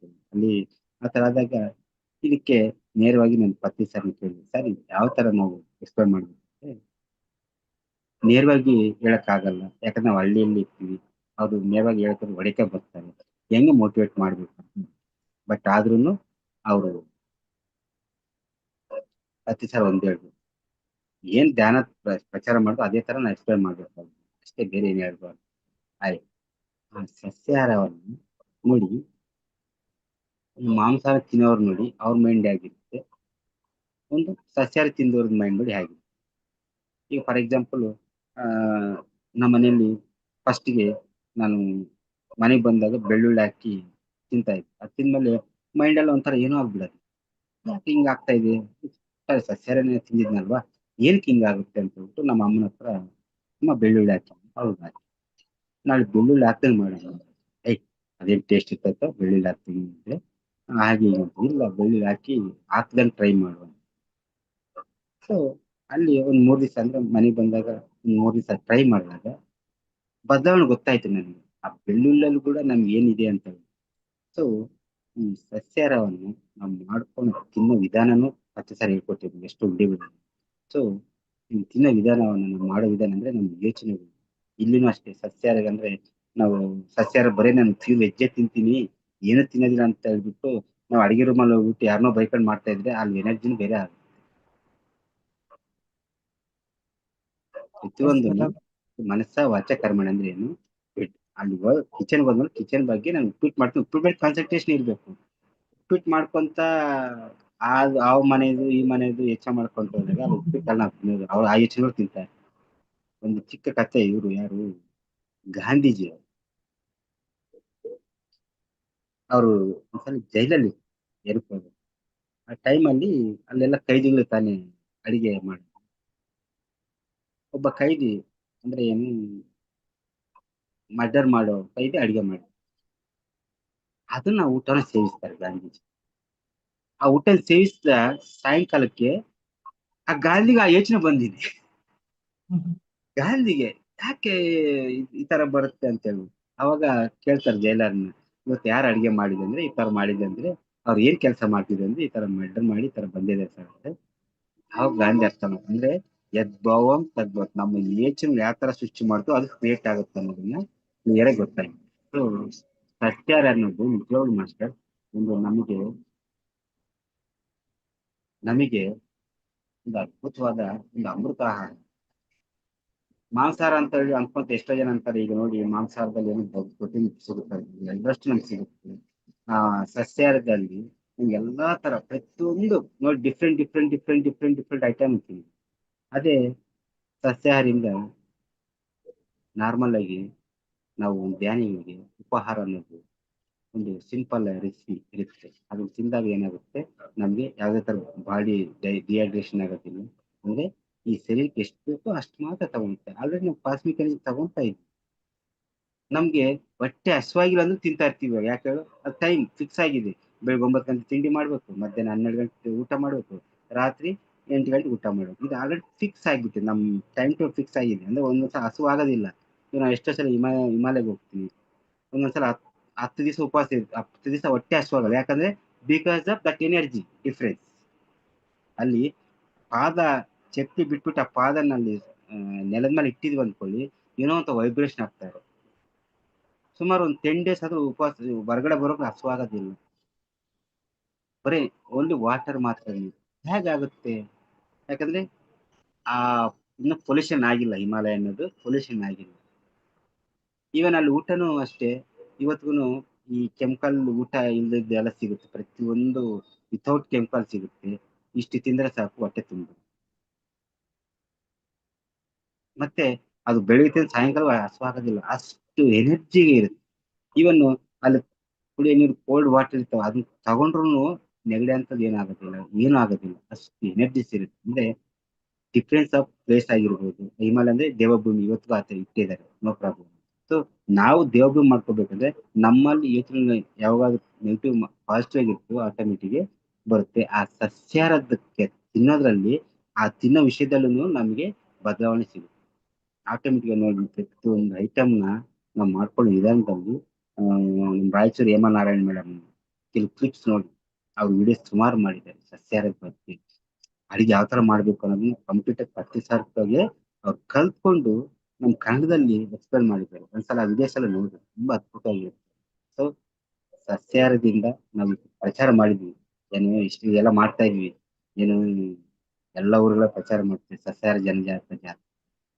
ಏನ್ ಮಾಡ್ತೇವೆ ಅಂದ್ರೆ ಈ ಭೂ ಪ್ರಕ್ಷಾಳನಕ್ಕೆ, ಈ ಭೂಮಿಗೆ ಬೇಕಾಗಿರೋದು ಒಂದು ಸಸ್ಯಾಹಾರದ ನಿರ್ಮೂಲ ಅಂದ್ರೇನು, ಸಸ್ಯಾಹಾರವನ್ನು ಯಾವ ತರ ಪ್ರೋತ್ಸಾಹ ಮಾಡ್ಬೇಕಂತ ಇವಾಗ ನೋಡಿ. ರೀಸೆಂಟ್ ಆಗಿ ಇಸ್ಕಾನ್ ಕೂಡ ಮಕ್ಕಳು ಮೊಟ್ಟೆ ಕೊಡೋದನ್ನ ಬ್ಯಾನ್ ಮಾಡಿ, ಕೆಲವರು ಅದು ಸಸ್ಯಾಹಾರ ಮತ್ತೆ ಇಲ್ಲ ಅದು ಸಸ್ಯಾಹಾರ ಮಾಂಸಾಹಾರ ಅಂತ ಹೇಳ್ಬಿಟ್ಟು ಕ್ವಶನ್ಸ್ ಬರ್ತವೆ, ಅದನ್ನ ಕಂಪ್ಲೀಟ್ ಆಗಿ ಬ್ಯಾನ್ ಮಾಡ್ಬಿಟ್ಟು ಮೊಟ್ಟೆನ ಅದ್ರ ಜೊತೆಗೆ ಒಂದು ಫ್ರೂಟ್ಸ್ ಕೊಡ್ಬೇಕಂತ ಹೇಳ್ಬಿಟ್ಟು ಮಕ್ಕಳು ಕೊಡ್ತಾರೆ. ಅಂದ್ರೆ ಆ ಸಸ್ಯಾಹಾರ ಇಂಪಾರ್ಟೆಂಟ್ ಅನ್ನೋದು ಅದು ಅನುಭವ ಪಡ್ಕೊಂಡಾಗ ಈ ಧ್ಯಾನಿಗಳು ಮಾತ್ರ ಗೊತ್ತಾಗುತ್ತೆ. ಬೇರೆಯವ್ರಿಗೆ ಸಸ್ಯಾಹಾರಿ ನಾರ್ಮಲ್ ಮಾಡ್ಕೊ ತಿಂತಿರ್ತಾರೆ, ಬಟ್ ಅವ್ರು ತಿನ್ನೋದಕ್ಕೂ ನಾವು ತಿನ್ನೋದಕ್ಕೂ ತುಂಬಾ ಡಿಫ್ರೆನ್ಸ್ ಇದೆ. ನಾವು ಪ್ರತಿಯೊಂದು ಒಂದು ಆಕ್ಸೆಪ್ಟ್ ಮಾಡ್ಕೊಂಡು ತಿಂತೀವಿ. ಇವನ್ ನಾನು ಒಂದು ಕೇಳ್ಕೊಟ್ಟೆ, ಯಾರು ಪತ್ರಿ ಸಾರು, ಪತ್ರಿ ಸಾರು ಅವ್ರ ಜೊತೆ ಊಟ ಮಾಡಿದಾಗ ಈವೆನ್ ನಾವು ಮೆಣಸ್ಕಾಯ್ದು ತೊಟ್ಟೆ ಬರುತ್ತಲ್ಲ, ಅದನ್ನ ಸಮೇತ ಅವ್ರು ಬಿಸಾಕೋದಿಲ್ಲ, ಅದನ್ನ ಸಮೇತ ಬಿಸಾಕೋದಿಲ್ಲ. ನಾನು ಎಷ್ಟೋ ಸಲ ಪಕ್ಕದಲ್ಲಿ ಬಿಸಾಕ್ ಹೋಗಿದ್ರೆ ಅವ್ರು ಒಂದು ಕ್ವಶನ್ ಕೇಳಿದ್ರು, ಮನಕಿ ಅಂದ್ರೆ ಮನಕಿ ಅದು వచ్చిందంటే ಮನಿದ್ರ ಅದಿ ಅಂದ್ರೆ ನಮ್ಗೆ ಅದು ಬಂದಿದೆ ನಮ್ಮದದು, ನಾವು ಆಕ್ಸೆಸ್ ಮಾಡ್ಕೋಬೇಕಂತ ಹೇಳ್ಬಿಟ್ಟು ಅದನ್ನ ತಿನ್ನಿಸ್ತಾ ಇದ್ವಿ. ಆ ಮೆಣಸಿನಕಾಯಿ ತೊಟ್ಟೆ ಬರುತ್ತಲ್ಲ, ಅದನ್ನ ತಿನ್ನಿಸ್ತಾ ಇರುತ್ತೆ. ಆ ಸಸ್ಯಾಹಾರದ ಇಂಪಾರ್ಟೆಂಟ್ ನಿಜವಾಗ್ಲು ಅಂದ್ರೆ ನಾವು ಅದು ಅನುಭವಿಸಿದ ಮಾತ್ರ ಗೊತ್ತು. ಸೊ ಈಗ ಯಾವಾಗಾದ್ರೂ ಧ್ಯಾನ ಮಾಡ್ಕೋ, ಧ್ಯಾನದಿಂದ ಬರುತ್ತೆ ಮಾಸ್ಟರ್, ಬೇರೆ ಏನಿಂದ ಬರೋದಿಲ್ಲ. ಹೇಳ್ತೀನಲ್ಲ, ಧ್ಯಾನಕ್ಕಾಗಿ ಧ್ಯಾನ ಅಷ್ಟೇ. Thank you madam. Thank you sir, ತುಂಬಾ ಅದ್ಭುತವಾಗಿ ಹೇಳಿದ್ರಿ. ನಮ್ಮ PSSM ನ 3 ಮುಖ್ಯ ಧ್ಯೇಯಗಳಂದ್ರೆ ಧ್ಯಾನ ಜಗತ್, ಪಿರಾಮಿಡ್ ಜಗತ್ ಮತ್ತು ಸಸ್ಯಾಹಾರ ಜಗತ್. ಸಸ್ಯಾಹಾರ ಜಗತ್ ನಾವು ನಿರ್ಮಾಣ ಆಗ್ಬೇಕಂದ್ರೆ ಇಲ್ಲಿ ಎಲ್ರೂ ನಾವು ಸಸ್ಯಾಹಾರಿಗಳಾಗ್ಬೇಕು. ಮಾಂಸಾಹಾರದಲ್ಲಿ ಇರ್ತಕ್ಕಂತ ಏನ್ ಪ್ರೋಟೀನ್ಸ್ಗಳು ಇರ್ತಾವ ಅಂತ ನಾವು ಹೇಳಿ ತಿಂತಾ ಇದೀವೋ ಅದನ್ನೆಲ್ಲದನ್ನ ಬಿಟ್ಟು ಅದು ಸಸ್ಯಾಹಾರದಲ್ಲೂ ಸಹಿತ ಇದೆ. ಅದರಿಂದ ನಮ್ಮ ಭಾವನೆಗಳ ಶುದ್ಧೀಕರಣ ಯಾವ ರೀತಿ ಆಗ್ತಾ ಹೋಗುತ್ತೆ. ಒಂದು ಸಸ್ಯಾಹಾರಿಗಳನ್ನ ತಗೊಳ್ಳೋದ್ರಿಂದ ನಮ್ಮ ಮನಸ್ಸು ಎಷ್ಟು ಆರಾಮಾಗಿ ಇರ್ತದ ಅಂತ ಅನ್ನೋದನ್ನ ತುಂಬಾ ಅದ್ಭುತವಾಗಿರ್ತಕ್ಕಂಥ ವಿಚಾರಗಳನ್ನ ಹೇಳಿದ್ರಿ ಸರ್. ತಾವು ಪತ್ರಿ ಸರ್ ಜೊತೆ ತುಂಬಾ ದಿನಗಳವರೆಗೂ ಇದ್ರಿ ಸರ್. ಪತ್ರಿಜಿ ಅವರ ಸಾಂಗತ್ಯದಲ್ಲಿ ನೀವು ಕಲಿತು ಅನುಸರಿಸ್ತಾ ಇರ್ತಕ್ಕಂಥ ಯಾವ್ದಾದ್ರು ಒಂದೆರಡು ವಿಚಾರಗಳಿದ್ರೆ, ಪತ್ರಿಜಿ ಅವರಿಂದ ಕಲಿತು ಈಗ ಸದ್ಯ ಅದನ್ನ ಈಗ್ಲೂ ಸಹಿತ ಅದನ್ನ ಅನುಸರಿಸ್ಕೊಂಡ್ ಬರ್ತಕ್ಕಂಥ ಯಾವ್ದಾದ್ರು ವಿಚಾರಗಳಿದ್ರೆ ದಯವಿಟ್ಟು ತಿಳಿಸ್ಕೊಡಿ ಸರ್. ಸೊ ಪತ್ರಿ ಸಾರಿಂದ ನಾನು ಅವ್ರ 18 ಸೂತ್ರದಲ್ಲಿ ನಾನು ಕಲ್ತಿದ್ದು ಮೇಯ್ನ್ ಆಗಿ ದೇವಾಲಯಗಳ ಧ್ಯಾನ. ಅದು ತುಂಬಾ ಕಾನ್ಸೆಪ್ಟ್. ಯಾಕಂದ್ರೆ ಅವ್ರು 2006 ನಾನು ಬೆಂಗಳೂರು ಬಂದಾಗ ಅವ್ರು ಬೆಂಗಳೂರು ಬಿಟ್ಟು ಬರಬೇಡ ಅಂತ ಹೇಳಿದ್ರು. ನಾನು ಅದನ್ನ ಅಕ್ಸೆಪ್ಟ್ ಮಾಡ್ಕೊಂಡಾಗ ಏನಕ್ಕೆ ಅವ್ರು ಹೇಳಿದ್ರು ಅನ್ನೋದು ಆಫ್ಟರ್ ಕೋವಿಡ್ ನಂತರ ನನಗೆ ಇದಾಯ್ತು. ಅದಾದ ನಂತರ ನಾನು ಕೋವಿಡ್ ನಂತರದಲ್ಲಿ ಫಸ್ಟ್ ಜಿಮ್ ಶುರು ಮಾಡಿದಾಗ ಒಂದು ಪತ್ರಿಜಿ ಅವ್ರದ್ದು ಕಾನ್ಸೆಪ್ಟ್ ಅಂದ್ರೆ ಏನು, 121 ಅವರ್ಸ್, 121 ಮಾಸ್ಟರ್ಸ್, 121 ಅವರ್ಸ್ ಅಂದ್ರೆ ವರ್ಲ್ಡ್ ವೈಡ್ಗೆ ಅದನ್ನ ಮಾಡ್ಬೇಕಂದ್ರೆ ಪ್ರತಿ ಕಾನ್ಸೆಪ್ಟ್ ಅವ್ರು ಏನ್ ಹೇಳಿದ್ರು ಪ್ರತಿ ಒಂದು ಪ್ರಪಂಚಕ್ಕೆ ಸೃಷ್ಟಿ ತೋರಿಸ್ಬೇಕು ಅದನ್ನ ಅಂತ ಹೇಳ್ಬಿಟ್ಟು ಉದ್ದೇಶದಿಂದ ನಾನು ಏನ್ ಮಾಡಿದೆ, ಆ 121 ಅವರ್ಸ್ನ 120 ಮಾಸ್ಟರ್ಸ್ 121 ಅವರ್ಸ್ ಅಂತ ಡೇ ಅಂಡ್ ನೈಟ್ ಅದನ್ನ ಯೂಟ್ಯೂಬ್ ಮೂಲಕ ಜೂಮ್ ಅಲ್ಲಿ ಶುರು ಮಾಡಿದಾಗ ಅದಕ್ಕೆ ಒಂದು ಅವಾರ್ಡ್ ಸಿಕ್ತು. ಆ ಅವಾರ್ಡ್ ಮೂಲಕ ನನ್ ಪತ್ರಿ ಸಾರು ಆಗಿನ ಇದ್ರು. ಈ ತರ ಅವಾರ್ಡ್ ಸಿಕ್ಕ ನಂತರ ಮತ್ತೆ ಹೇಗೆ ನಾನು ಏನ್ ಮಾಡಿದೆ, ಈ ಪ್ರೋಗ್ರಾಮ್ನ ನಾವೆಲ್ಲೂ ಮಾಡ್ಬೇಕು ಅಂದ್ರೆ ಧ್ಯಾನ ಎಲ್ಲಿಲ್ವೋ ಅಲ್ಲಿ ಮಾಡ್ಬೇಕು. ಎರಡೇ ಕಾನ್ಸೆಪ್ಟ್ ಪತ್ರಿ ಸಾರ್ ತಿಳ್ಕೊಂಡು, ಒಂದು ಧ್ಯಾನ ಎಲ್ಲಿಲ್ವೋ ಧ್ಯಾನ ಪ್ರಚಾರ ಮಾಡ್ಬೇಕು, ಇನ್ನೊಂದು ದೇವಾಲಯದಲ್ಲಿ ಧ್ಯಾನ ಆಗಲಿ. ಈ ಎರಡು ಕಾನ್ಸೆಪ್ಟ್ ನಾನು ಹೇಳ್ಕೊಬಿಟ್ಟು ಅವರಿಂದ ನಾನು ಕಲ್ತ್ಕೊಂಡಿದ್ದೆ. ಯಾಕಂದ್ರೆ ಎಲ್ಲ ಕಡೆ ಪ್ರಚಾರ ಎಲ್ಲ ನಡೀತಾ ಇದೆ, ಎಲ್ಲ ಊರೂರಲ್ಲಿ ನಡೀತಾ ಇತ್ತು. ಬಟ್ ಏನ್ ಧ್ಯಾನ ಎಲ್ಲಿದೆಯೋ ಅಲ್ಲಿ ಪ್ರಚಾರ ಮಾಡ್ಬೇಕು, ಇದೆ ಮೇನ್ ಗೋಲ್ ಇಟ್ಕೊಂಡು ನಾನು ಫಸ್ಟ್ ಕೂಡಲ ಸಂಗಮದಲ್ಲಿ ಮಾಡಲೇಬೇಕು ಅನ್ನೋದು. ಅದು ಗೌರ್ಮೆಂಟ್ ಎಂಡಮೆಂಟಲ್ ಅಂಡರ್ ಇದೆ. ಸೊ ಅಲ್ಲಿ ಸಾಕಷ್ಟು ದಿವಸ ನಂಗೆ ಕೆಲವು ಮಾಸ್ಟರ್ಸ್ ಸಹಾಯ ಮಾಡಿದ್ರು, ಇಲ್ಕಾಲ್ ಮಾಸ್ಟರ್ಸ್. ಅಲ್ಲಿಂದ ನಾನು ಆ ಕೂಡಲ ಸಂಗಮ ಮಾಡಲೇಬೇಕು ಅಂತ ಹೇಳ್ಬಿಟ್ಟು ಸ್ಟಾರ್ಟಿಂಗ್ ಅಲ್ಲಿ ಒಂದು ಪ್ರತಿಶತ ಕಾನ್ಸೆಪ್ಟ್ ನೋಡ್ಕೊಂಡು ಅಲ್ಲಿ ಶುರು ಮಾಡಿ. ಸೊ ಫಸ್ಟ್ನೇದು ಅದ್ಭುತವಾಗಾಯ್ತು, ಎರಡನೇದು ಅದ್ಭುತವಾಯ್ತು. ಅದ ನಂತರ ಅಲ್ಲಿ ಸುತ್ತಮುತ್ತ ಎಷ್ಟು ಈಗ ಪಿರಮಿಡ್ ಬಂದಿದೆ, ನಿಮ್ಗೆ ಗೊತ್ತಿರಂಗೆ ಎಲ್ಲ ಕಡೆ ಪಿರಮಿಡ್ಸ್ ಬರ್ತಾ ಇದೀವಿ, ಎಲ್ಲ ಕಡೆ ಧ್ಯಾನ ಪ್ರಚಾರ ಜನ. ನೆಕ್ಸ್ಟ್ ಅನ್ನೋದನ್ನ ಆದಾಗ ಮತ್ತೆ ಈಗ ಧರ್ಮಸ್ಥಳಕ್ಕೆ ಶಿಫ್ಟ್ ಮಾಡಿ ಧರ್ಮಸ್ಥಳ ಹೋಗಿ ಅಲ್ಲಿ ಸುಮಾರು 3 months ಜೊತೆ ಅವ್ರಿಗೆ ಹೋಗಿದ್ದೀನಿ. ಅಲ್ಲಿಗೆ ಹೋಗಿ ಆಕ್ಚುಲಿ ಜನವರಿ 21 ನನಗೆ ಪ್ರೋಗ್ರಾಮ್ ಸ್ಟಾರ್ಟ್ ಆಗಿದೆ, ನಾನು ಪಾಂಪ್ಲೆಟ್ ಅಲ್ಲಿ ಶುರು ಮಾಡಿದ್ದೀನಿ, ಎಲ್ಲ ಕಡೆ ಹಂಚಿದ್ದೀನಿ. ಅವ್ರು ನನ್ಗೆ ಕನ್ಫರ್ಮೇಶನ್ ಕೊಟ್ಟಿದ್ದು ಜನವರಿ 15 ಕನ್ಫರ್ಮೇಶನ್ ನೋಡಿ ಮಾಸ್ಟರ್. ಜನವರಿ 15 ಕನ್ಫರ್ಮೇಶನ್ ಕೊಟ್ಟಿದ್ರೆ ನಾನು 21 ಪ್ರೋಗ್ರಾಮ್ ಮಾಡ್ತಾ ಇದ್ದೆ. ಬಟ್ ಅದಕ್ಕಿಂತ ಮುಂಚೆ ನವೆಂಬರ್ ಇಂದ ಪಾಂಪ್ಲೆಟ್ ಡೇಟ್ ಹಾಕಿ ಪ್ರಚಾರ ಮಾಡಿಬಿಡ್ತೀನಿ. ವಾರ ಹೋಗೋದು ಅವ್ರ ಹತ್ತರಿಗೆ, ವಾರ ಹೋಗಿ ಸರ್ ಏನಾಯ್ತು ಅವರು ಇಲ್ಲ ಆಗೋದಿಲ್ಲ, ಮತ್ತೆ ಬನ್ನಿ ಲೆಟರ್ ಕೊಡೋದು, ಮತ್ತೆ ಬೆಂಗಳೂರು ಮತ್ತೆ ಲೆಟರ್ ಕೊಡೋದು, ಹೋಗೋದು. ನೋಡಿದ್ರೆ ಅದು ಯಾವ ಡಸ್ಟ್ಬಿನ್ ಅಲ್ಲಿ ಇರ್ತಾ ಇತ್ತು ಲೆಟರ್ ಎಲ್ಲ. ಹೋಗಿ ನಾವು ಮತ್ತೆ ಲೆಟರ್ ಕೊಡೋದು, ಆ ತರ ಹೋಗಿ ಕೊನೆಗೆ ವೀರೇಂದ್ರ ಹೆಗ್ಡೆ ಒಂದು ಡೈರೆಕ್ಟ್ ಆಗಿ ಭೇಟಿ ಆದಾಗ ಅವ್ರನ್ನ ಭೇಟಿ ಮಾಡಿ ಈ ತರ ನಾವು ಪ್ರೋಗ್ರಾಮ್ ಮಾಡ್ಬೇಕು ಅನ್ಕೊಂಡಿದ್ವಿ ಅಂತ ಹೇಳ್ಬಿಟ್ಟು ಅವ್ರು ಹೇಳಿದಾಗ, ಅವರು ಇಲ್ಲಪ್ಪ ನಾವೇನೋ ಒಂದು ಬಿಜಿ ಒಂದು ಬೇರೆ ಸಮಸ್ಯೆ ಇದೆ, ಮಾಡಕ್ ಆಗಲ್ಲ ಇಲ್ಲಿ, ಬೇರೆ ಕಡೆ ನೋಡ್ಕೊಳ್ರಿ ಹಾಗೆ. ಇಲ್ಲ ಸರ್ ಇಲ್ಲೇ ಮಾಡ್ಬೇಕು ನಾನು ಒಂದು ಇಳಿದ್ಬಿಟ್ಟು ನಾವು ವಾರ ಕಾಣಿಸ್ಕೊಂಡಾಗ ಅವ್ರ ಕೊನೆಗೆ ಏನಾಯ್ತು ಗೊತ್ತಿಲ್ಲ, ಆಯ್ತಪ್ಪ ಮಾಡ್ಕೊಳಪ್ಪ ಅಂತ ಪರ್ಮಿಷನ್ ನೋಡಿ ಮಾಸ್ಟರ್. 15 ಪರ್ಮಿಷನ್ ಕೊಟ್ಟರು, 21 ಪ್ರೋಗ್ರಾಮ್. ಅಂದ್ರೆ ಅಷ್ಟು ಮುಂಚೆ ಬ್ಯಾಕ್ ಗ್ರೌಂಡ್ ಎಲ್ಲ ಮಾಡ್ಕೊಂಡಿದ್ದೀನಿ, ಅಂದ್ರೆ ಒಂದು ಕಾನ್ಫಿಡೆಂಟ್ ಇತ್ತು ನನಗೆ. ಒಂದು ಎಂತ 10 ಸರ್ ಹೇಳ್ತಾ ಇದ್ರು, ನಾವ್ ಏನ್ ಅನ್ಕೊಂತೀವಿ ಅದು ಹಾಗೆ ಆಗುತ್ತಾ ಅಂತ ಹೇಳ್ಬಿಟ್ಟು ಅವ್ರು ಹೇಳಿದ್ರ ಆ ಕಾನ್ಸೆಪ್ಟ್ ಅಲ್ಲಿ ನಾನು ಮೂವ್ ಆಗಿದ್ದೀನಿ. ಬಟ್ ಅವತ್ತು ಧರ್ಮಸ್ಥಳದಲ್ಲಿ ಅವ್ರು ಖುಷಿ ಪಟ್ಟು ತುಂಬಾ ಅದ್ಭುತವಾಗಿ ಪ್ರೋಗ್ರಾಮ್ ಆಯ್ತು. ಅವ್ರು ನೆಕ್ಸ್ಟ್ ಇಯರ್ಗೆ ಅವರೇ ಕರೀತಾರೆ. ಒಂದು 3 months ಎಫರ್ಟ್ ಆಗಿತ್ತು, ನೆಕ್ಸ್ಟ್ ಇಯರ್ಗೆ ಅವರೇ ಕರೀತಾ ಇದ್ದಾರೆ. ಸೊ ಅಂದ್ರೆ ನಾವು ಒಂದು ಅಜ್ಜೆ ಹಾಕಿದ್ರೆ ಒಂದು 10 ಅಜ್ಜೆ ಮುಂದೆ ಬರ್ತಾವ ಅನ್ನೋದಕ್ಕೆ ನಿದರ್ಶನ ಅನ್ನೋದು ನನಗೆ ಸಿಕ್ತು. ಸೊ 10 ಸಾರಿ ಹೇಳಿದ್ನಲ್ಲ ಅಷ್ಟೇ, ದೇವಾಲಯಗಳು ಧ್ಯಾನಾಲಯಗಳು ಒಂದು. ನೆಕ್ಸ್ಟ್ ಧ್ಯಾನಕ್ಕಾಗಿ ನಾವು ಧ್ಯಾನ ಎಲ್ಲಿಲ್ವೋ ಅಲ್ಲಿ ಧ್ಯಾನ ಪ್ರಚಾರ ಮಾಡೋದು, ಈ ಎರಡನ್ನ ಹಿಡ್ಕೊಂಡು ನಾನು ಮುಂದೆ ಬರ್ತಾ ಇದ್ದೀನಿ. ಈ ಎರಡನ್ನೇ ನಾವು ಅವ್ರ ಹತ್ರ ಕಲ್ತು. Okay sir, okay. ಅಂದ್ರೆ ಪತ್ರಿಜಿಯವರಿಂದ ಕಲ್ತಿದ್ದು ಎಲ್ಲ ದೇವಾಲಯಗಳು ಧ್ಯಾನಾಲಯ ಆಗ್ಬೇಕು. ನಂತರ ಎಲ್ಲಿ ಧ್ಯಾನ ಇಲ್ವೋ ಅದರ ಪರಿಚಯವನ್ನ ನಾವು, ಅಂದ್ರೆ ಬೀಜವನ್ನ ಹಾಕ್ಬೇಕು. ಅದು ಬೀಜ ಯಾವಾಗ ಹೆಮ್ಮರವಾಗಿ ಫಲ ಕೊಡ್ತದೋ ಗೊತ್ತಿಲ್ಲ, ನಮ್ ಕೆಲ್ಸವನ್ನ ನಾವು ಮಾಡ್ಬೇಕು ಅಂತೇಳಿ ಪತ್ರಿಜಿಯವರಿಂದ ಕಲ್ತಿರಿ ಅಂತ ಅನ್ನೋದನ್ನ ಕೇಳಿ ತುಂಬಾ ಖುಷಿ ಆಯ್ತು ಸರ್. ಮುಂದಿನ ಪ್ರಶ್ನೆ, ನೀವು ಧ್ಯಾನಕ್ ಬಂದ ತಕ್ಷಣ ಕುಟುಂಬದಿಂದ ನಿಮ್ಗೆ ಯಾವ ರೀತಿಯ ಸಹಕಾರ ದೊರೀತು ಸರ್? ಹ್ಮ್ ಧ್ಯಾನಕ್ ಬಂದ್ರಿ, ಹಾ, ಧ್ಯಾನಕ್ ಬಂದಾದ್ಮೇಲೆ ನಿಮ್ಮ ಕುಟುಂಬದಿಂದ ಸಹಕಾರ ಸಿಕ್ತಾ ಅಥವಾ ವಿರೋಧ ಭಾವ ಏನಾದ್ರೂ ಸೃಷ್ಟಿ ಆಯ್ತಾ ಮನೆಯಲ್ಲಿ ಅಂತೇಳಿ? ಆ ವಿರೋಧ ಭಾವ ಅಂತ ಏನಿಲ್ಲ, ಸ್ಟಾರ್ಟಿಂಗ್ ಅಲ್ಲಿ ಇರುತ್ತಲ್ಲ ಮೇಡಮ್ ಎಲ್ಲರಿಗೂ. ಯಾಕಂದ್ರೆ ನಾನು ಮಾಡ್ಕೊಂಡಿದ್ದೆ ನಾನ್ ಮೆಡಿಟೇಟರ್, ಅವ್ರಿಗೇನು ಆ ಭಾವನೆ ಇರ್ಲಿಲ್ಲ. ಸೊ ಹಂತವಾಗಿ ಅಂದ್ರೆ ಒಂದು ವರ್ಷ 2 ವರ್ಷ ಆಯ್ತು ಅವ್ರು ಬರತ್ತಲ್ಲಿ ಧ್ಯಾನಕ್ಕೆ ಬರತ್ತೆ. ಸೊ ಈಗ ಅವರಿಂದ, ಯಾಕಂದ್ರೆ ಪ್ರತಿಯೊಂದು ಈಗ ನನ್ನ ಮನೇಲಿ ಎಲ್ಲ ಆಕ್ಟಿವಿಟೀಸ್ನು ಎಲ್ಲ ಧ್ಯಾನದ ಬಗ್ಗೆ ಇರುತ್ತೆ. ಮನೆ ಎಲ್ಲಿ ನೋಡಿದ್ರು ಅದೇ ಪಾಂಪ್ಲೆಟ್ ಇರುತ್ತೆ, ಎಲ್ಲಿ ನೋಡಿದ್ರು ಅಲ್ಲಿ ಇರುತ್ತೆ. ಸೊ ಹಾಗಾಗಿ ನನಗೆ ಆ ಥರ ಏನು ಪ್ರಾಬ್ಲಮ್ ಬಂದಿಲ್ಲ. ಸೊ ಎಲ್ಲರೂ ಧ್ಯಾನ ಮಾಡ್ತಾ ಇದ್ವಿ. ಸೊ ಎಲ್ಲರೂ ಧ್ಯಾನ ಮಾಡ್ತಾ ಇದ್ವಿ, ಎಲ್ಲ ಕಡೆ ಹೋಗೋದಕ್ಕೂ ಅವಕಾಶ ಸಿಗ್ತಾ ಇದೆ, ಎಲ್ಲ ಪ್ರತಿಯೊಬ್ಬರಿಗೂ ಧ್ಯಾನ ಪ್ರಚಾರ ಮಾಡಕ್ಕೆ ಅವಕಾಶ ಇದೆ. ಸೊ ಸ್ಟಾರ್ಟಿಂಗ್ ನಮ್ ತಾಯಿ ನಮ್ ತಾಯಿ ತುಂಬಾ ಇತ್ತು. ಅಂದ್ರೆ ಏನು, ಹಿಂಗ್ ಮದುವೆ ಮಾಡಿದ್ವಿ ಮತ್ತೆ ಎಲ್ಲ ಹೋಗ್ತಾನೇನೋ ಕಾಡಿಗೆ ಹಿಮಾಲಯ ಮತ್ತೆ ಎಲ್ಲ ಸೇರ್ಕೊಂತಾನೇನೋ ಅಂತ ಇತ್ತು ನಮ್ ತಾಯಿ ಬಿಟ್ಟು ಇನ್ನೇನು ಇರ್ಲಿಲ್ಲ. ಸೊ ಈಗ ಯಾರಿಗೂ ಆತರ ಪ್ರಾಬ್ಲಮ್. ಹಾ ಸರ್, ಇದು ನಿಮ್ಮ ಅನುಭವ ಹೇಳಿದ್ರಿ ಸರ್. ಈಗ ಧ್ಯಾನಕ್ ಬರ್ತಕ್ಕಂತ ಜನರಿಗೆ ತಮ್ಮ ಕುಟುಂಬದವರಿಂದ ತುಂಬಾ ಸಂಕಷ್ಟಗಳನ್ನ ಎದುರಿಸ್ತಾ ಇರ್ತಾರೆ ಸರ್.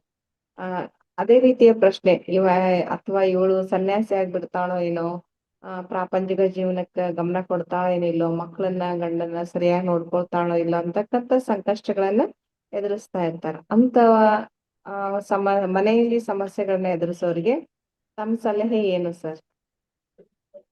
ಮೇಡಮ್, ಪತ್ತೆ ಸರ್ ಹೇಳಿರೋದು ಅದು ಅರ್ಥ ಮಾಡ್ಕೋ ಫಸ್ಟ್. ಮಿಡಿಲ್ ಪಾತ್ ಅಂದ್ರೆ ಏನು? ಇಲ್ಲಿ ಸಂಸಾರಿಕವಾಗಿರ್ಬೇಕು, ಧ್ಯಾನಕ್ಕಿರ್ಬೇಕಂದ್ರೆ ನಾವು ಅದನ್ನೇ ಕಂಟಿನ್ಯೂ ಮಾಡಕ್ ಆಗತ್ತೆ. ಸೊ ಯಾಕಂದ್ರೆ ನಮ್ ಲೈಫ್ ವಿಷನ್ ನಾವು ಯಾವ ತರ ಕ್ರಿಯೇಟ್ ಮಾಡ್ಕೊ ಬಂದಿದ್ವಿ ಆ ತರ ಕ್ರಿಯೇಟ್ ಮಾಡ್ಲೇಬೇಕಾಗುತ್ತೆ. ಸೊ ಅದನ್ನ ಬಿಟ್ಬಿಟ್ಟು ಇಲ್ಲ ನಾನು ಧ್ಯಾನನೇ ಮಾಡ್ತೀನಿ, ನನ್ಗೇನು ಬೇಡ ಅಂತ ಹೇಳ್ಬಿಟ್ಟಾಗ ಅದು ರಾಂಗ್ ಆಗುತ್ತೆ ಆಕ್ಚುಲಿ. ಈಗ ನಾವು ಸಂಸಾರದ, ಈಗ ನನ್ಗೆ 2 ಮಕ್ಳಿದಾವೆ, ವೈಫ್ ಇದ್ದಾರೆ, ಅವ್ರನ್ನು ನಾನ್ ನೋಡ್ಕೋಬೇಕೀಗ. ಯಾಕಂದ್ರೆ ನನ್ಗೆ ನನ್ ಡಿಸೈನ್ ಅದು. ಜೊತೆ ನಮ್ ತಾಯಿ ಇದಾರೆ, ಅವ್ರನ್ನ ನೋಡ್ಕೋಬೇಕು, ಅದು ನನ್ ಡಿಸೈನ್. ಅದನ್ನ ಬಿಟ್ಬಿಟ್ಟು ನಾನು ಮಾಡ್ತೀನಿ ಅನ್ನೋದು ಅದು ರಾಂಗ್ ಆಕ್ಚುಲಿ.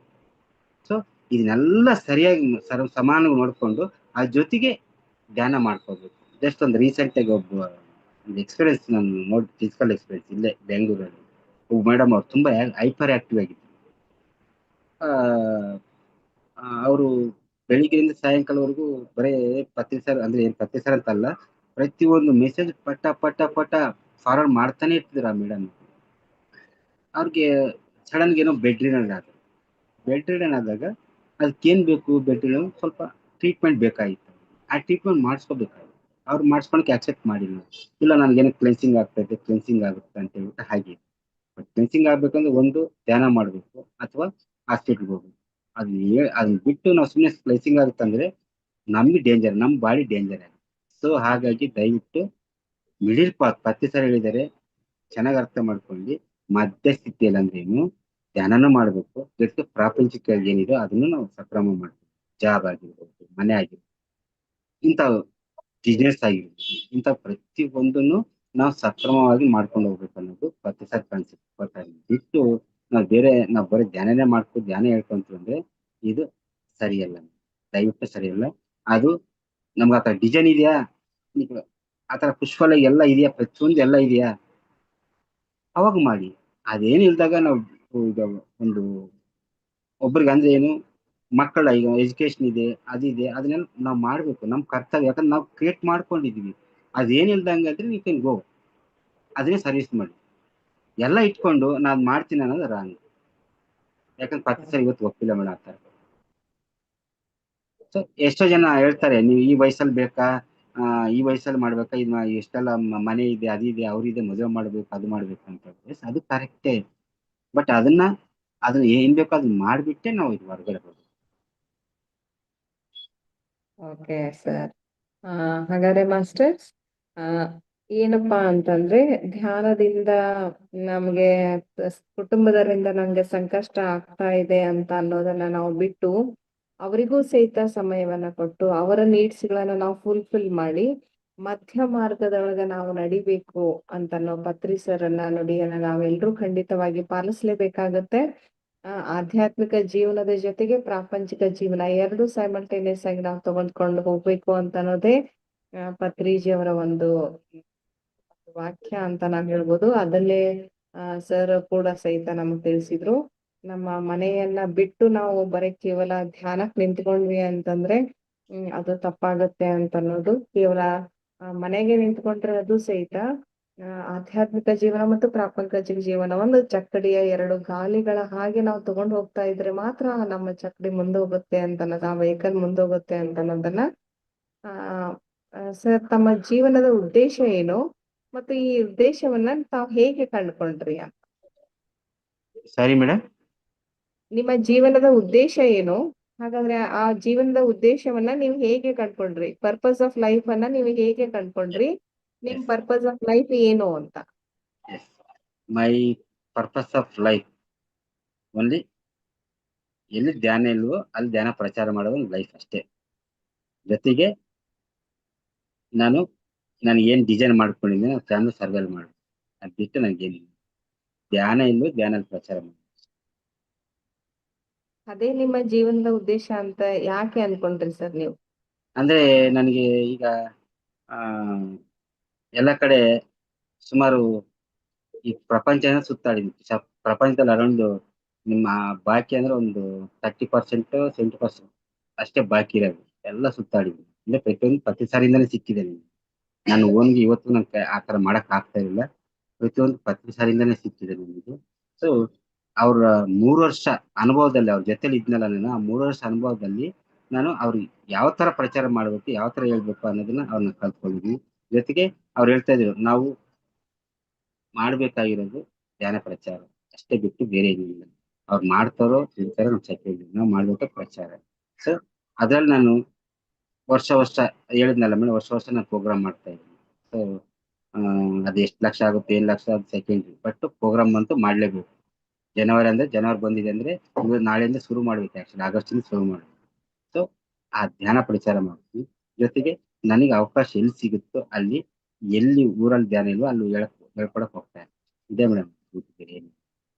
ಜೊತೆಗೆ ನಾನು ಪ್ರಾಪಂಚಿಕವಾಗಿ ನನ್ಗೆ ಎಷ್ಟು ಬೇಕು ಮಕ್ಕಳಿಗೆ, ನಮ್ಗೆ ಏನ್ ಸ್ಯಾಲ್ರಿ ಬೇಕು ಅಷ್ಟು ಮಾತ್ರ ನಾನು ಸರ್ ಗ್ರೇಟ್. ಹಾಗಾದ್ರೆ ಪ್ರಕಾಶ್ ಸರ್ ತಮ್ಮ ಮಾತುಗಳಲ್ಲಿ ಇವತ್ತಿಗೂ ನಾನು 20 ವರ್ಷ ಆಯ್ತು ಬೆಂಗಳೂರಿಗೆ. ಪ್ರಾಪರ್ಟಿ ಎಲ್ಲ ಬರೀ ಧ್ಯಾನಕ್ಕೆ ಇಟ್ಬಿಟ್ಟಿದ್ದೀನಿ. ಒಂದು ಸೈಟ್ ಇತ್ತು, ಸೈಟ್ನು ಮನೆ ಧ್ಯಾನಕ್ಕೆ 20 ಲಕ್ಷ ಡೆಫಿಸಿಟ್ ಬಂದಾಗ ಅಲ್ಲಿ ಲ್ಯಾಂಡ್ ಸೇಲ್ ಮಾಡಿಬಿಟ್ಟು ಕೊಟ್ಬಿಟ್ಟಿದ್ದೆ.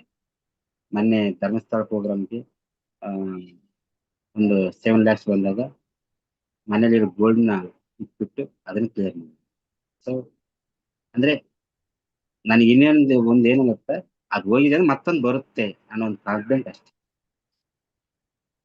ಅದು ಹೋದ್ರೆ ಮತ್ತೊಂದು ಬರುತ್ತೆ ಅನ್ನೋದು ಒಂದು ಕಾನ್ಫಿಡೆಂಟ್ ಅಷ್ಟೇ, ಬಿಟ್ಟು ಬೇರೆ ಏನಿಲ್ಲ. ಸರ್ ಬಟ್ ಆದ್ರೂ ಕೆಲವು ಸಮಸ್ಯೆಗಳಿದಾವೆ, ಬಟ್ ಆ ಸಮಸ್ಯೆ ಅಂತ ಅನ್ಕೊಂತ ಇಲ್ಲ ನಾನು. ಯಾಕಂದ್ರೆ ಇದು ನನ್ನಲ್ಲಿ ಆಗಿದೆ ಅಂದ್ರೆ ನಾನು ಇನ್ನು ಕ್ಲಿಯರ್ ಆಗೋ ಶಕ್ತಿ ಇದೆ ನನ್ನಿಂದ. ಅಂದ್ರೆ ನನ್ನ ಕ್ಲಿಯರ್ ಮಾಡ್ಕೊಳ್ಳೋ ಶಕ್ತಿ ಇದೆ ಅನ್ನೋ ಒಂದು ತುಂಬಾ ದೃಢ ಸಂಕಲ್ಪ ಇದೆ ನನಗೆ. ಕೊನೆಯವರೆಗೂ ನಾನು ಈ ಫಿಸಿಕಲ್ ಬಾಡಿ ಇರೋವರೆಗೂ ಧ್ಯಾನ ಸೇವೆನೆ, ಅಂದ್ರೆ ಪ್ರಚಾರ ಧ್ಯಾನ ಇಲ್ವೋ ಧ್ಯಾನ ಮಾಡೋದೇ ನನ್ನ ಸೇವೆ. Sir great sir great. ತಮ್ಮ ಮಾತುಗಳನ್ನ ಕೇಳಿ ತುಂಬಾ ಖುಷಿ ಆಯ್ತು ಸರ್. ಒಂದು ಸೈಟ್ ಅನ್ನ ಮಾರಿ ಒಂದು ಧ್ಯಾನ ಯಜ್ಞದ ಸಾಲಕ್ಕೆ ನೀವು ಕೊಟ್ರಿ ಅಂತ ಅನ್ನೋದನ್ನ, ಮತ್ತೆ ಧರ್ಮಸ್ಥಳ ಧ್ಯಾನ ಯಜ್ಞ ನಡೆದಾಗ 7 ಲಕ್ಷ ರೂಪಾಯಿಗಳನ್ನ ಕೊಡ್ಬೇಕಾದಂತ ಸಂದರ್ಭದಲ್ಲಿ ಮನೆಯಲ್ಲಿ ಇರ್ತಕ್ಕಂತ ಬಂಗಾರವನ್ನ ಮಾರಿ ನೀವು ಕೊಟ್ಟಿದ್ದು ತುಂಬಾ ಹೆಮ್ಮೆ ಅಂತ ಅನಿಸುತ್ತೆ ಸರ್. ಇಂಥ ಪಿರಮಿಡ್ ಮಾಸ್ಟರ್ಸ್ ಗಳ ಜೊತೆ ನಾವಿದೀವಲ್ಲ ಸರ್, ನಿಜವಾಗ್ಲೂ ಗ್ರೇಟ್. ಯಾಕಂದ್ರೆ ಒಬ್ರನ್ನ ನೋಡಿ ಒಬ್ರು ಧ್ಯಾನಿಗಳು ಕಲಿಯೋದು ತುಂಬಾ ಇದೆ ಸರ್. ಆ ಕಾರಣದಿಂದ ನಮ್ಮ PMC ಬಾಗಲಕೋಟಲ್ಲಿ ಪಿರಾಮಿಡ್ ಮಾಸ್ಟರ್ಸ್ ಗಳ ಒಂದು ಸಂದರ್ಶನವನ್ನ ನಾವು ಏರ್ಪಡಿಸ್ತಾ ಇದ್ದೀವಿ. ಹಾಗಾದ್ರೆ ಮಾಸ್ಟರ್ಸ್, ಇಲ್ಲಿ ಸರ್ ಅವರ ಮುಖ್ಯ ಉದ್ದೇಶ, ಜೀವನದ ಮುಖ್ಯ ಉದ್ದೇಶ, ಯಾರೇ ಧ್ಯಾನಿಗಳಾದ್ರೂ ಸಹಿತ ನಾವ್ ಹೇಳ್ತೀರಿ ಧ್ಯಾನ ಪ್ರಚಾರನೆ ನಮ್ಮ ಮುಖ್ಯ ಜೀವನದ ಮುಖ್ಯ ಉದ್ದೇಶ ಅಂತೇಳಿ. ಹಾಗಾದ್ರೆ ಅದನ್ನ ಹೇಗೆ ಕಂಡ್ಕೊಂಡ್ರಿ ಅಂತಂದ್ರೆ, ಆ ಕೆಲಸ ಮಾಡೋದ್ರಿಂದ ನಮ್ಗೆ ಆತ್ಮ ಸಂತೋಷ, ಆತ್ಮ ತೃಪ್ತಿ ಅಂತ ಅನ್ನೋದು ನಮ್ಗೆ ಹೆಚ್ಚು ಹೆಚ್ಚು ಸಿಗ್ತಾ ಹೋಗುತ್ತೆ. ಅಲ್ಲಿ ಆಗ್ತಕ್ಕಂತ ಸಂತೋಷವನ್ನ ಬೇರೆ ಯಾವುದೇ ಪ್ರಾಪಂಚಿಕ ವಿಷಯಗಳಲ್ಲಿ ನಾವು ಕಂಡ್ಕೊಳ್ಳಿಕ್ಕೆ ಸಾಧ್ಯ ಇಲ್ಲ ಅಂತ ಹೇಳಿನೇ ಸಹಿತ ಎಲ್ಲಾ ಮಾಸ್ಟರ್ಸ್ ಗಳ ಹೇಳ್ತಾ ಇದ್ದಾರೆ. ಸರ್ ಮೂಲಕನೂ ಸಹಿತ ಅದೇ ಮಾತುಗಳು ನಮ್ಗೆ ಹೊರಗ್ ಬಂತು. ಹಾಗಾದ್ರೆ ಸರ್, ಸಾಧಕರಿಗೆ ಗುರುವಿನ ಸಾಂಗತ್ಯ ಎಷ್ಟು ಮುಖ್ಯವಾಗಿರ್ತದ? ಗುರು ಅನ್ನೋರು ನಿಜವಾಗ್ಲೂ ನಮಗೆ ಮೋಸ್ಟ್ ಇಂಪಾರ್ಟೆಂಟ್. ಯಾಕಂದ್ರೆ ನಾವು ಒಂದೊಂದ್ಸಲ ತಂದೆ ತಾಯಿ ಮಾತನ್ನು ಕೇಳ್ತೀವಿ, ಬಟ್ ಗುರು ಅನ್ನೋ ಮಾತನ್ನು ಕೇಳ್ತೀವಿ. ಇವತ್ತು ನಮ್ಮ ಗುರುಗಳಿಗೆ, ಸುಭಾಷ್ ಪತ್ರಿಜಿ ಅವರಿಗೆ ಅವ್ರ ಗುರುಗಳಾದ ಸದಾನಂದ ಒಂದೇ ಹೇಳಿದರು, ಏ ಸುಭಾಷ್, ಡೂ ಆರ್ ಡೈ. ಒಂದೇ ಹೇಳಿದರು, ಡೂ ಆರ್ ಡೈ. ಅವ್ರು ನಮ್ಗೆ ಅದು ಹೇಳ್ಕೊಟ್ಟಿದ್ರು, ಡೂ ಆರ್ ಡೈ, ಮಾಡಿ ಇಲ್ಲಾಂದ್ರೆ ಮಡಿ ಅಂತ. ಅಂದ್ರೆ ಆ ಗುರು ಅಮ್ಮರು ನಿಜವಾಗ್ಲು ಅವ್ರ ತಾಯಿಗೆ ನನ್ನ 3 ವರ್ಷ ಜರ್ನಿಯಲ್ಲಿ ಎಷ್ಟು ಸಲ ಹೊಟ ತಿಂದೆ ನನಗೆ ಗೊತ್ತು. ಹೊಡಿಯೋರು ಅಂದ್ರೆ ನಾವು ತಪ್ಪು ಮಾಡಿದ್ವಿ ಅಂತ ಅಲ್ಲ ಹೊಡಿತಾ ಇದ್ದಿದ್ದು, ಬೇರೆಯವ್ರು ತಪ್ಪು ಮಾಡಿದಾಗ ಬೇರೆಯವ್ರಿಗೆ ಆ ತಪ್ಪನ್ನ ರಿಯಾಕ್ಟ್ ಮಾಡಕ್ಕೆ ನಮ್ಮನ್ನ ಹೊಡಿತಾ ಇದ್ರು ಅವ್ರು. ನಾನು ಪ್ರಸಾದ್ ಅಂತ ಹೇಳ್ಬಿಟ್ಟು ನಂದವರಂ, ಈಗ ಗುರು ಪೂರ್ಣಿಮೆ ಇದೆಯಲ್ಲ, ನಂದವರಂ, ಆ ಇಬ್ರು ನಾವು ಶೇರ್ ಮಾಡ್ಕೊಂಡವ್ರು. ಅಂದ್ರೆ ಏನು, ತಲೆ ಕಡೆ ಕಾಲ್ ಕೆಳಗೆ ನಾನಿರ್ತೀನಿ ಇವತ್ತು, ಮ್ಯಾಲ್ಗಡೆ ತಲೆ ಕಡೆ 10 ಸಾವಿರ ತಲೆ ಕಡೆ ನೀವಿರಿ ಅಂತ. ಅಂದ್ರೆ ಶೇರ್ ಮಾಡ್ಕೊಂತಂದ್ರೆ ಈ ಕೆನ್ನಿಗೆ ಹೊಡೆದ್ರೆ 3 ದಿವಸ ಬಾತ್ಕೊಂಡು ಅಟ್ಲೀಸ್ಟ್ ಕಾಲ್ ಕಡೆ ಹಿಂಗೆ ಕಾಲಲ್ಲಿ ಒದಿಯಾರ ಅವರು. ಸೊ ಅಂದ್ರೆ ಏನಕ್ಕೆ ಒದಿತಾ ಇದೆ ಅಂತ ಅವರು ಬೇರೆಯವ್ರು ಬಂದು ವಿಚಿತ್ರ ಕ್ವಶನ್ಸ್ ಕೇಳ್ತಾ ಇದ್ರು. ಅಂದ್ರೆ ಅದನ್ನ ಅವ್ರಿಗೆ ಅವ್ರ ಮೇಲೆ ರಿಯಾಕ್ಟ್ ಆಗಕ್ಕೆ ಅವ್ರಿಗೆ ಇಷ್ಟ ಆಗ್ತಾ ಇರಲಿಲ್ಲ ಪ್ರತಿ ಸಲ. ಸೊ ಅದನ್ನ ನಮ್ಮಲ್ಲಿ ರಿಯಾಕ್ಟ್ ಮಾಡ್ತಾ ಇದ್ರು. ರಿಯಾಕ್ಟ್ ಮಾಡಿಬಿಟ್ಟು ಹೊಡೆದ್ ಬಿಡ್ತಾ ಇದ್ರು. ಸೊ ಹೊಡೆದ್ಮೇಲೆ ನಾವು ರಾತ್ರಿಗೆ ನಮ್ಗೆ ಕೋಪ ಇರ್ತೈತೆ 10 ಸಾವಿರ ಮೇಲೆ. ಅವ್ರು 10 ಸಾವಿರ ಏನೋ ನೀರ್ ಕೊಡಿ ಅಂತ ನಾವು ಹಿಂಗೆ ಒಂಥರ ಸೀರಿಯಸ್ ಆಗಿ ಮಾಡ್ತಾ ಇದ್ವಿ. ಅವ್ರ ಹತ್ರ ಕರ್ಕೊಂತ ಇದ್ರು, ಬಾ ಅಂತ. ಏನ್ ಹೊಡೆದಿದ್ ಕೋಪನ? ಹೌದ್ ಸರ್, ಮತ್ತೆ ಅಷ್ಟು ಜೋರ ಹೊಡಿಯೋದು ನೀವು ಅಂತ ಹೇಳ್ಬಿಟ್ಟು ನಾವು ಅಂತ ಇದ್ರೆ ಅವ್ರು ಎಕ್ಸ್ಪ್ಲೇನ್ ಮಾಡಿ ಹೊಡಿತಾ ಇದ್ರು. ಅಷ್ಟೇ ಗೌರವವಾಗಿ ನಾವು ಹತ್ರ ಕರ್ಕೊಂಡು ನಮ್ಮನ್ನ ಇದು ಮಾಡ್ತಾರೆ. ಗುರುವನ್ನ ಸಂದೇಶದಲ್ಲಿ ನಮ್ಗೆ ನಿಜವಾಗ ಅದು ಇಷ್ಟ ಆಯ್ತು. ಒಂದ್ 2-3 ಸಲ ಒಂದ್ ಸ್ವಲ್ಪ ಕೋಪ ಬಂತು, ಬಿಟ್ಬಿಟ್ಟು ಹೋಗೋಣ ಅಂತ ಹೇಳ್ಬಿಟ್ಟು ಒಂದ್ ಕೋಪ ಬಂದ್ಬಿಟ್ಟಿತ್ತು ನನಗೆ. ಒಂದ್ ರೋಡಲ್ಲಿ ಬ್ಯಾಗಲ್ಲಿ ಬಿಸಾಕ್ಬಿಟ್ಟು ನಾನು ಹೋಗ್ತೀನಿ ಹೋಗುವ ಅಂತ ಹೇಳ್ಬಿಟ್ಟು ಹೊರಗಡೆ ಬಂದ್ಬಿಟ್ಟು ಆ ಪತ್ರಿ ಸಾರು ಸಾಯಿ ಕುಮಾರ್ ಅಂತ ಇದ್ದಾರೆ ಪಿ ಎ, ಅವ್ರಿಗೆ ಫೋನ್ ಮಾಡಿದೆ. ಏ ಬಾಬಾಯ್, ನಾನು ಹೋಗ್ತಾ ಇದೀನಿ, ಅವ್ರು ಆ ಮುದುಗತಾಗ ನಂಗೆ ಇರಕ್ಕಾಗಲ್ಲ, ಅಂದ್ರೆ ಏನು ಮುದಿಯತ್ತಾಗ ಇರಕ್ಕಾಗಲ್ಲ, ನಾನು ಹೋಗ್ತೀನಿ ಅಂತ ಹೇಳಿದಾಗ ಅವರು ಸಡನ್ ಬಂದು ಪತ್ರಿ ಸಾರ್ ಹತ್ರ ಏನ್ ಮಾಡಿದ್ದೆ ಅವ್ರು, ನಾನು ಏನೋ ಹೋಗ್ತಾನಂತ ಹೇಳ್ತಾ ಇದ್ದೀನಿ ಹಾಗೆ ಹೀಗೆ ಅಂತ ಹೇಳ್ತು. ನಾನು ಏನು ಮಾಡಿಲ್ವಲ್ಲ ಅಂತ. ಅವಾಗ ಇಲ್ಲ ನೀ ಬಾ, ಏನು ಮಾಡಿಲ್ಲ. ಇಲ್ಲ ನಾನು ಬರಲ್ಲ ನಿನ್ನ ಹತ್ರ ಅಂತ. ಬಾ ಅಂತ ಹೇಳ್ಬಿಟ್ಟು ಹತ್ರ ಕರ್ಕೊಂಡು ಕೆಲವು ಕಾನ್ಸೆಪ್ಟ್ ಹೇಳಿದ್ರು. ಕಾನ್ಸೆಪ್ಟ್ ಹೇಳಿ ಅವಾಗ ನಮ್ಗೆ ರಿಯಲೈಸ್ ಆಯ್ತು ಅವ್ರು ಏನ್ ಬೈದಿದ್ರು ಅನ್ನೋದು ನಮ್ಗೆ ಗೊತ್ತಾಗ್ತಿಲ್ಲ. ಬಟ್ ಒಂದು ಒಳನ ಅರ್ಥ ನೋಡ್ಕೋಬೇಕು ನಾವು. ಗುರು ಸನ್ನಿಧಿಯಲ್ಲಿದ್ದಾಗ, ಗುರು ಸಾನ್ನಿಧ್ಯದಲ್ಲಿದ್ದಾಗ ಒಳಾರ್ಥನ ಅರ್ಥ ಮಾಡ್ಕೋಬೇಕು. ನಾವು ಬಾಹ್ಯವಾಗೆಲ್ಲ ನೋಡ್ಕೋಬೇಕಿರೋದು. ಓಕೆ, ಹೊಡೆದಿದ್ದೀನಿ, ಈಗ ನನ್ನ ಹೊಡಿ ಅಂತ ಹೇಳಿ ನಿಜವಲ್ಲ ಅಂತ. ನಾನು ಹೊಡೆದಿದ್ನಲ್ಲ, ಈಗ ನನ್ನ ಹೊಡಿ ನೀವು, ನಿಜವಾಗ್ ನನ್ ಕಣ್ಣ ನೀರು. ಅವಾಗ ಎಷ್ಟೇ ಹೊಡಿಲಿ ಅವ್ರ ಹತ್ರ ಆ ಸಾನ್ನಿಧ್ಯಕ್ಕೋಸ್ಕರ ನಾನು ಅವ್ರು ಏನ್ ಹೇಳ್ತಾರ ತಿಳ್ಕೊಬೇಕಾದ ಒಂದು ವಿಷಯದಲ್ಲಿ, ಬೇರೆಯವ್ರಿಗೆ ಹೇಳೋ ವಿಷಯದಲ್ಲೂ ನಮ್ಮನ್ನ ಹೊಡೆದ್ಬಿಟ್ಟು ನಮ್ಮನ್ನ ರೆಡಿ ಮಾಡಿಬಿಟ್ಟು ಅದನ್ನ ಅರ್ಥ ಮಾಡ್ಕೊಂಡೆ. ಅವತ್ತಿಂದ ನಿಜವಾದ ಗುರು ಅವರೇ, ನನಗೆ ಈ ಜನ್ಮಕ್ಕೆ ಅವರೇ ಅಂತ ಹೇಳ್ಬಿಟ್ಟು ಆಕ್ಸೆಪ್ಟ್ ಮಾಡ್ತೀನಿ. ಸೊ ದಯವಿಟ್ಟು ಹೇಳ್ತೀನಿ, ಗುರುವಮ್ಮವ್ರು ಹೊಡಿತಾರೆ, ಬೈತಾರೆ, ಎಲ್ಲ ಮಾಡ್ತಾರೆ. ಸೊ ಅದನ್ನ ನಾವು ಒಳ ಅರ್ಥ ಮಾಡ್ಕೋಬೇಕು. ನಾವೇನು ಬೈದೇ ಇರೋಂಥ ಭಾಷೆ ನೋಡಿದ್ವ ನಾವೇ ಲಾಸ್ ಆಗ್ತೀವಿ. ದಯವಿಟ್ಟು ಅದನ್ನ ನಾವೇ ಲಾಸ್ ಆಗ್ತೀವಿ. ಸೊ ಹಾಗಾಗಿ ಗುರುವಮ್ಮರು ಏನೇ ಅನ್ಲಿ, ಜಸ್ಟ್ ಅವ್ರಿಗೆ ಏನೋ ಒಂದು ಇರುತ್ತೆ ನಮ್ಮಲ್ಲಿ, ಒಂದು ಏನೋ ಒಂದು ನೆಗೆಟಿವ್ ಭಾವನೆ ಇರುತ್ತೆ, ಏನೋ ಒಂದು ಸಮಥಿಂಗ್ ಇರುತ್ತೆ, ಅದನ್ನ ಕ್ಲಿಯರ್ ಮಾಡೋದಕ್ಕೆ ಅವ್ರು ಡೈವರ್ಟ್ ಮಾಡ್ತಾರೆ ಹೊರತು ನಮ್ಮ ಒಳ್ಳೇದಕ್ಕೆ ಡೈವರ್ಟ್ ಮಾಡ್ತಾರೆ. ಸೊ ಅದನ್ನ ಅರ್ಥ ಮಾಡ್ಕೊಳ್ಳಿ. ಸೊ ನಾವ್ ಏನೋ ಅಂದಿದ್ದಾರೆ, ನಾವು ಬಿಟ್ಕೊಡ್ಬೇಕು, ಬೇರೆ ಕಡೆ ಹೋಗ್ಬೇಕು, ಅಲ್ಲಿ ಹೋಗ್ಬೇಕು, ಅಲ್ಲೋದ್ರೂ ಇದೇ ಇರುತ್ತೆ. ಮತ್ತೆ ಅಲ್ಲಿಂದ ಇನ್ನೊಂದ್ ಕಡೆ ಹೋಗಕ್ಕಾಗುತ್ತೆ? ಲೈಫಲ್ಲಿ ಹಿಂಗೆ ಹೋಗ್ಬಿಟ್ಟ ವಾಟ್ ಈಸ್ ರನ್ನಿಂಗ್? ಎಲ್ಲಿ ಕಲ್ತ್ಕೊಂತೀರ ನೀವು ಹೇಳಿ? ಎಲ್ಲ ಕಡೆ ಆತರ ಮಾಡ್ಕೊಂಡು ಹೋದ್ರೆ ಎಲ್ಲಿ ಕಲ್ತ್ಕೊಳಕ್ ಆಗುತ್ತೆ? ಸೊ ನಾವ್ ಎಲ್ಲಿದ್ವೋ ಅಲ್ಲಿ ಏನಿದೆ ಅದನ್ನ ಆಕ್ಸೆಪ್ಟ್ ಮಾಡ್ಕೊಂಡಾಗೆ ನಮ್ಗೆ ಅರಿವನ್ನು ಬರುತ್ತೆ. ಸೊ ಗುರು ನಮ್ಗೆ ಪ್ರತಿಯೊಬ್ಬರಿಗೆ ಇರ್ತಾರೆ ಮಾಸ್ಟರ್. ಪ್ರತಿಯೊಬ್ಬರಿಗೂ ಒಂದು ಗೈಡೆನ್ಸ್ ಮಾಸ್ಟರ್, ಓವರ್ಸೆಪ್ ಮಾಸ್ಟರ್ ಅಂತ ಪ್ರತಿಯೊಬ್ಬರಿಗೆ ಇರ್ತಾರೆ. ನೀವು ಜಸ್ಟ್ ಅಬ್ಸರ್ವ್ ಮಾಡಿ. ನಮ್ಗೆ ಯಾರು ಶತ್ರುಗಳಿಲ್ಲ ಈ ಪ್ರಪಂಚದಲ್ಲಿ, ಯಾರು ಶತ್ರುಗಳಿಲ್ಲ. ನಮ್ಮ ಭಾವನೆಗಳೇ ಶತ್ರುಗಳು. ದಯವಿಟ್ಟು ನಮ್ಮ ಭಾವನೆಗಳೇ. ನಾವು ನೋಡೋ ದೃಷ್ಟಿ ಯಾವ ತರ ಇರುತ್ತೋ ಸೃಷ್ಟಿ ಆ ತರ ಕಾಣುತ್ತೆ ಅಂತ 10 ಸಾವಿರ ಹೇಳಿದಾರಲ್ವಾ, ಆತರ ನಾವು ನೋಡೋ ದೃಷ್ಟಿ ಆಗಿರುತ್ತೋ ಆ ತರ ಕಾಣ್ತಾರ ಅವ್ರು. ಅಷ್ಟೇ ಬಿಟ್ಟು ಅವ್ರು ಯಾರು ಶತ್ರುಗಳಲ್ಲ, ನಾವ್ಯಾರು ಶತ್ರುಗಳಲ್ಲ, ಎಲ್ಲಾರು ಒಂದೇ. ಜಸ್ಟ್ ಆ ಭಾವನೆ ಬರ್ಬೇಕಂದ್ರೆ ಆ ಗುರುವಿನ ಸಾಂಗತ್ಯನ ಬೆಳಗ್ಬೇಕು. ಸಾಕಷ್ಟು ಬುಕ್ಸ್ ಇದಾವೆ ಗುರುವಿನ. ಒಂದೇ ಒಂದು ಪುಸ್ತಕ ಸಾಕು ನಮ್ನೆಲ್ಲ ಡೈವರ್ಟ್ ಮಾಡಕ್ಕೆ, ನಮ್ನೆಲ್ಲ ಅರ್ಥ ಮಾಡ್ಕೊಳಕ್ಕೆ. ಯಾರು ಆ